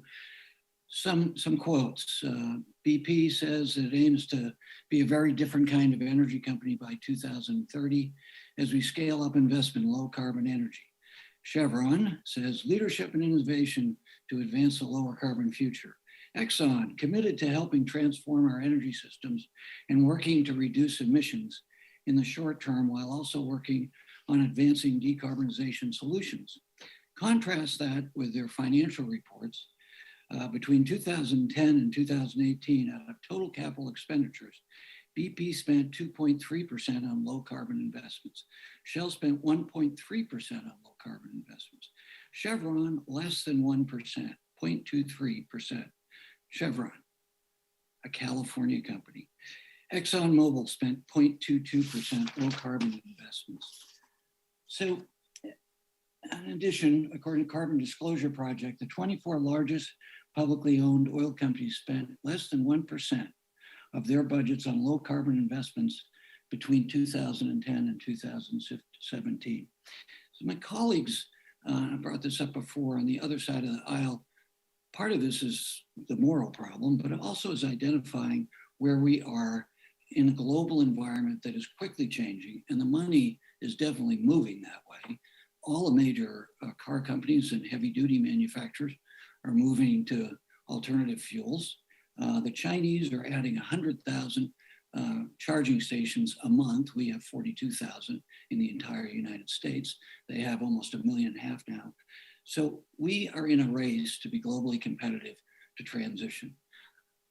I'm very involved with trying to transition these refineries in the Bay Area and California off of their current position. Municipal government very dependent on the property tax, particularly school districts in California, as is Los Angeles, as is Puget Sound. On the West Coast, it has limited deep water ports, so they're valuable. So Dr.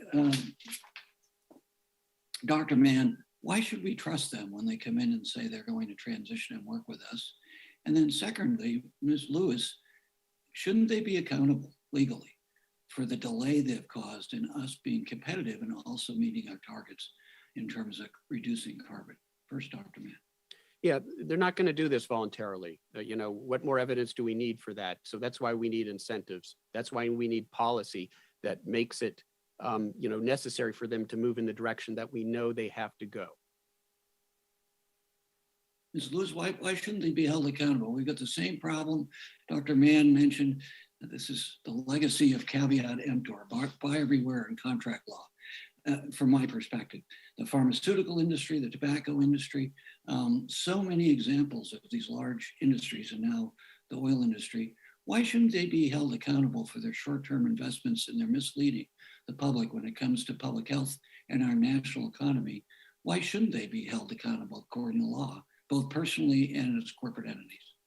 Well, Congressman, that's an excellent question. And it's very clear that they can be held accountable. Congress has done it before. I again refer to the tobacco settlements. It's been done, mortgage crisis done before, so it can be done again. So that begs the question. We know this is a pattern, part of our human experience. I don't understand why when we look at this, and Dr. Mann, you said this in your comments earlier, this is the same business model, but we all end up paying for it. The shareholders and the investors and the corporate officers leave with tons of money. Yet it happens again and again. And the energy industry is just another example. In my area, the local editorial board once said, we're addicted to this product. We're like we're dealing with a drug dealer here, where we're trying to extract ourselves from the relationship. Thank you, Madam Chair. I yield back. Thank you so much. The gentleman from Vermont, Mr. Welch, is recognized for 5 minutes. Thank you. Thank you, Mr. Chairman. I want to follow up on my colleague, Mr. Desaulnier, in his line of questioning. Number one, fossil fuels have been with us for a long time. The energy companies became aware a long time ago about the impact on the environment and the effect of the pollutants and its contribution to climate change. It concealed that information and in fact advocated for, in effect, fake science to try to dispute it.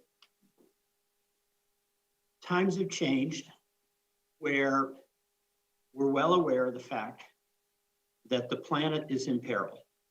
The Paris Agreement was an indication of countries coming together to at least acknowledge that. The major oil companies, in my view, have to be an important part of the solution. The oil companies have said that they intend to be part of that solution, and they embrace the Paris Accords, and they claim even, in many cases, to favor a tax on carbon. But let me ask you, Mr. Mann,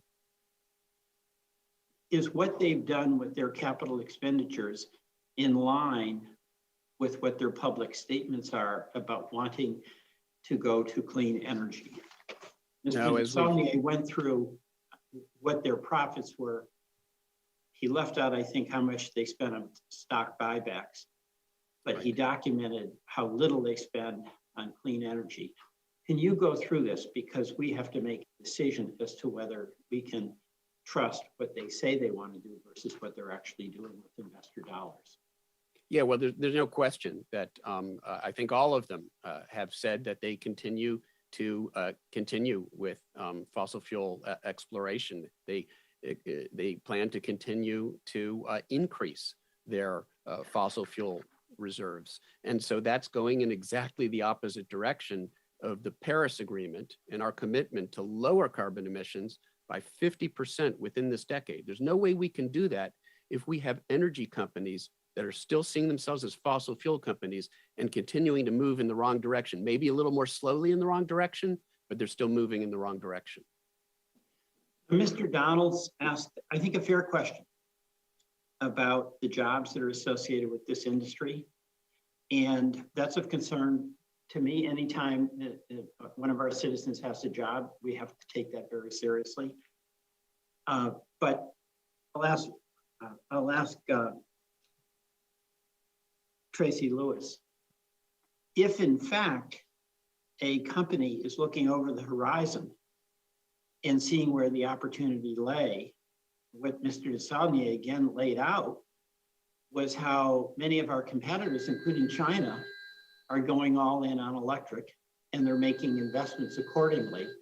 And is there an economic danger that threatens our job stability if we're behind the curve when it comes to moving into the clean energy technologies, the electric vehicle technologies? Ms. Lewis, do you want to respond to that? Very happy to. And as a proud alumni of Vermont Law School, I'm glad to answer. It's very clear that we cannot fall behind. We have got to ensure that folks who are involved in fossil fuel industry, those workers who put their lives at risk, are able to transition to good paying jobs. We also need to ensure that there are more employment opportunities available in green jobs very shortly. You know, that's what the future is going to bring. So, sorry that something's happened with my Zoom. So that's what, it's within the purview of Congress also to help make that happen. And on this question, again, of responsibility, we've had industries where they peddled tobacco, denying the health consequences. Where in some cases, pharmaceuticals that have had very adverse health outcomes. Is there any question about the health hazard of continuing to load carbon emissions into our atmosphere? And I'll ask Ms. Tubb if you want to answer that.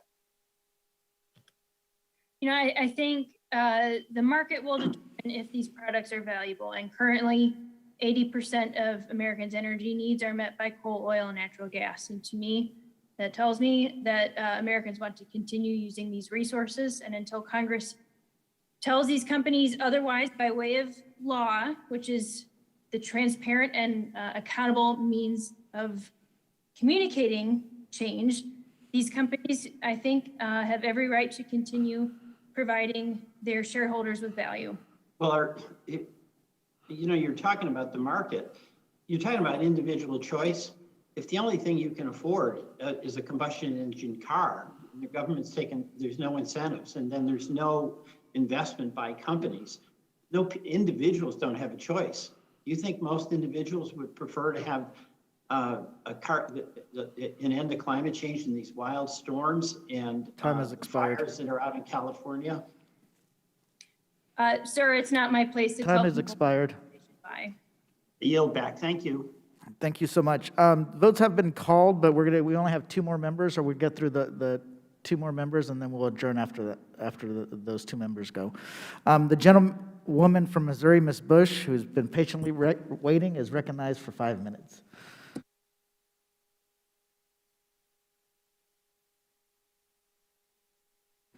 We can't hear you, Ms. Bush.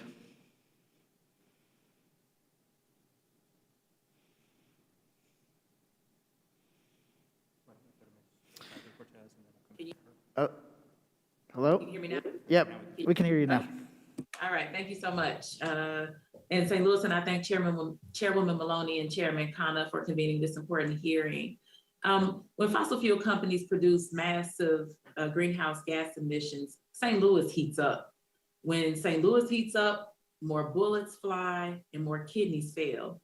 Lives are lost, and in St. Louis, it is the lives of Black people that are disproportionately lost as a result of this heating. Dr. Mann, St. Louis has 11 more 90-degree days per year today than when I was born. How will a community like ours continue to change in the next 10 years? No, that's right. We're seeing a huge increase in the frequency of these extremely hot spells, temperatures above 90 degrees Fahrenheit, 100 degrees Fahrenheit. And if we continue on the course that we're on right now, if we continue with business as usual burning of fossil fuels, by the middle of the century, most of summer will feel like the hottest day that you experienced in your life. So that's the sort of future that we face if we fail to act now. And it will only get that much worse. And as you allude to, the problem is worse, for example, in urban environments that tend to be heavy minority populations, where there's studies that show that they live in the most susceptible places, the hottest places, the places most susceptible to flooding. Thank you. And all the while, the fossil fuel industry spends huge sums on misleading advertising, pretending that they are a part of the solution. We are here today talking about how fossil fuel industry needs to dramatically reduce emissions, but they are not. They will not. They are admitting they are not. These intentionally misleading pledges are evidence enough that their decades of climate denial continue.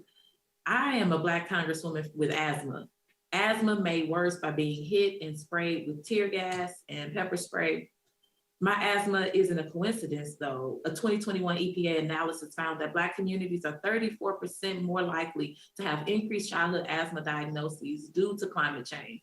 It is in communities like mine that fossil fuel companies' emissions put our health at risk first. Fossil fuel facilities are typically located in our communities, predominantly Black and brown communities, where they compound with toxic pollution and brownfields to exacerbate underlying health conditions. So Ms. Lewis, please describe how Big Oil's pledges reveal they are planning to continue building factories and refineries in communities of color. Thank you so much, Congresswoman Bush. It's very, very clear that despite the pledges, the march towards increased infrastructure, fossil fuel infrastructure is planned, particularly around carbon capture and carbon sequestration, underground sequestration.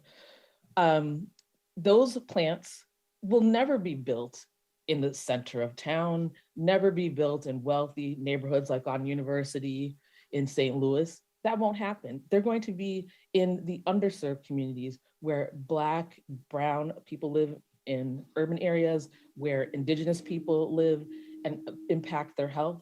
So we have to deal with this.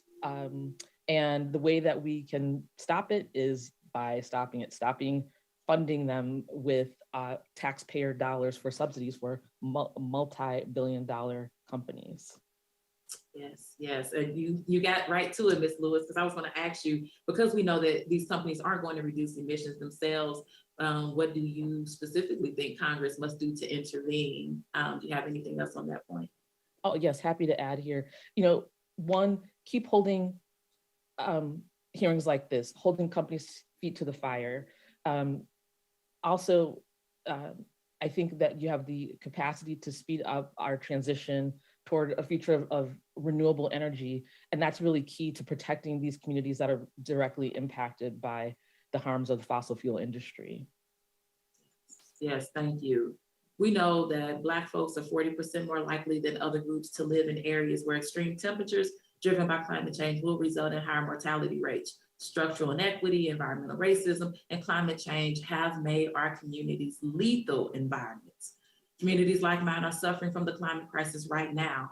We will not wait around for the fossil fuel industry to intervene to stop their own environmental violence and racism that has continued for decades. Big oil will continue to prioritize profits over Black lives until we intervene ourselves, which that's what we're doing. This investigation that the committee is undergoing right now, it is essential to the work to save lives. Thank you, and I yield back. Thank you so much. The gentlewoman from Massachusetts, Ms. Presley, is recognized for 5 minutes. Thank you, Mr. Chair. As we just heard from my previous, well, really all of our colleagues, the climate crisis is not a theoretical problem for the future. It's an imminent problem and crisis right now. From the coastal flooding to the urban heat islands threatening communities like Chelsea and East Boston in my district, the Massachusetts 7th.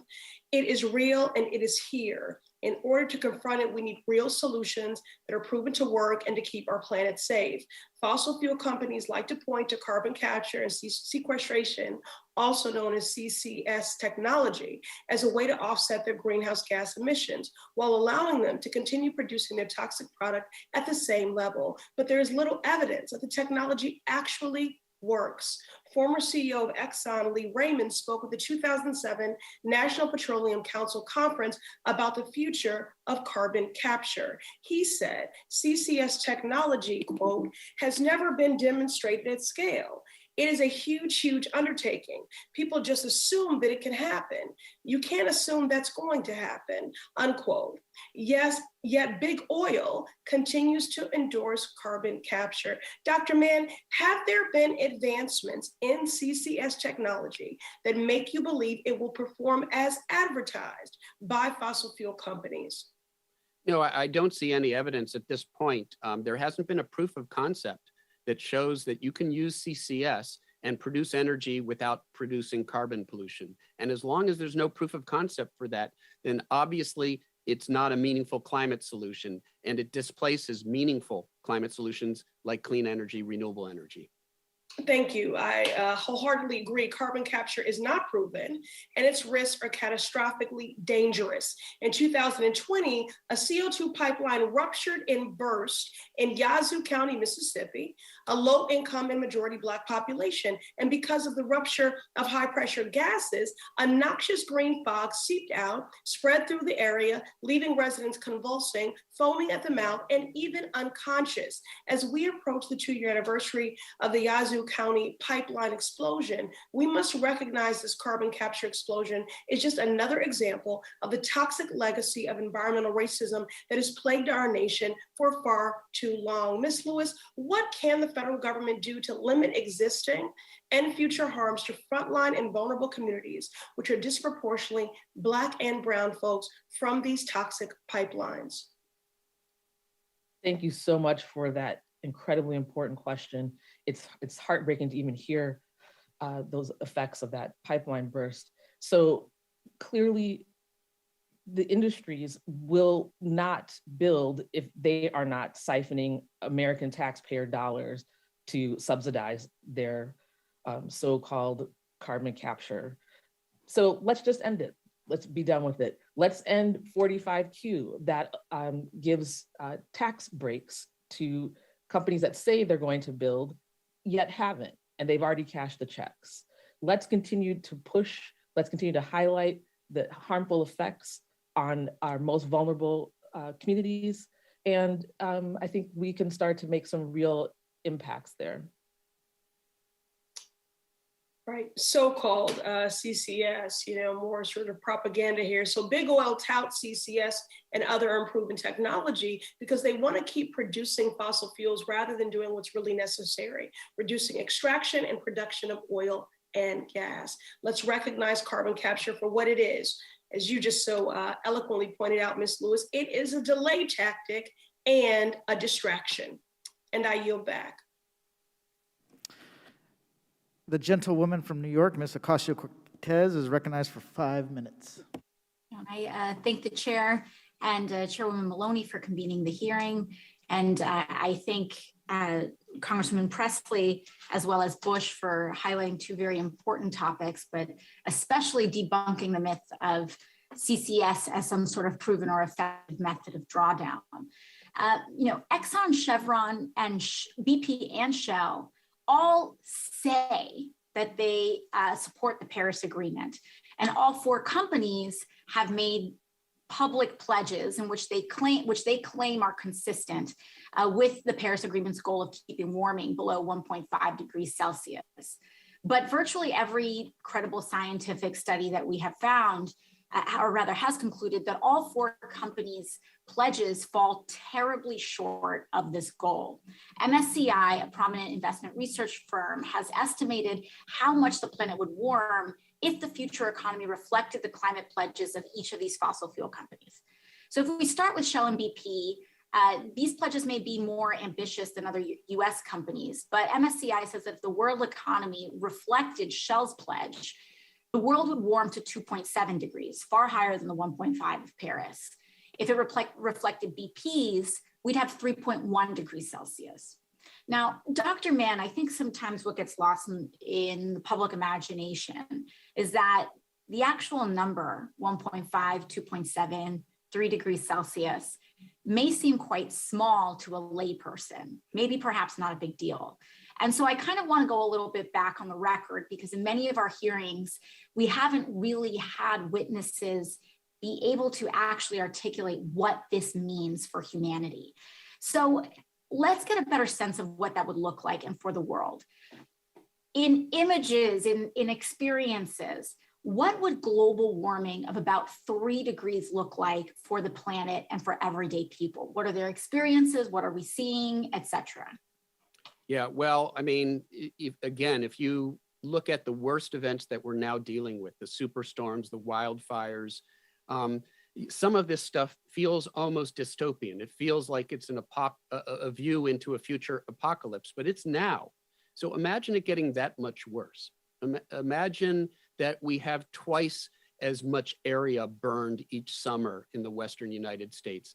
Imagine that the floods grow, a foot or more greater than what we've seen so far. Imagine sea level rise combined with more intense hurricanes that makes a superstorm Sandy event like you folks experienced in New York, rather than being a 1 in 100 or 1 in 30 year event. That sort of event happens typically every other year.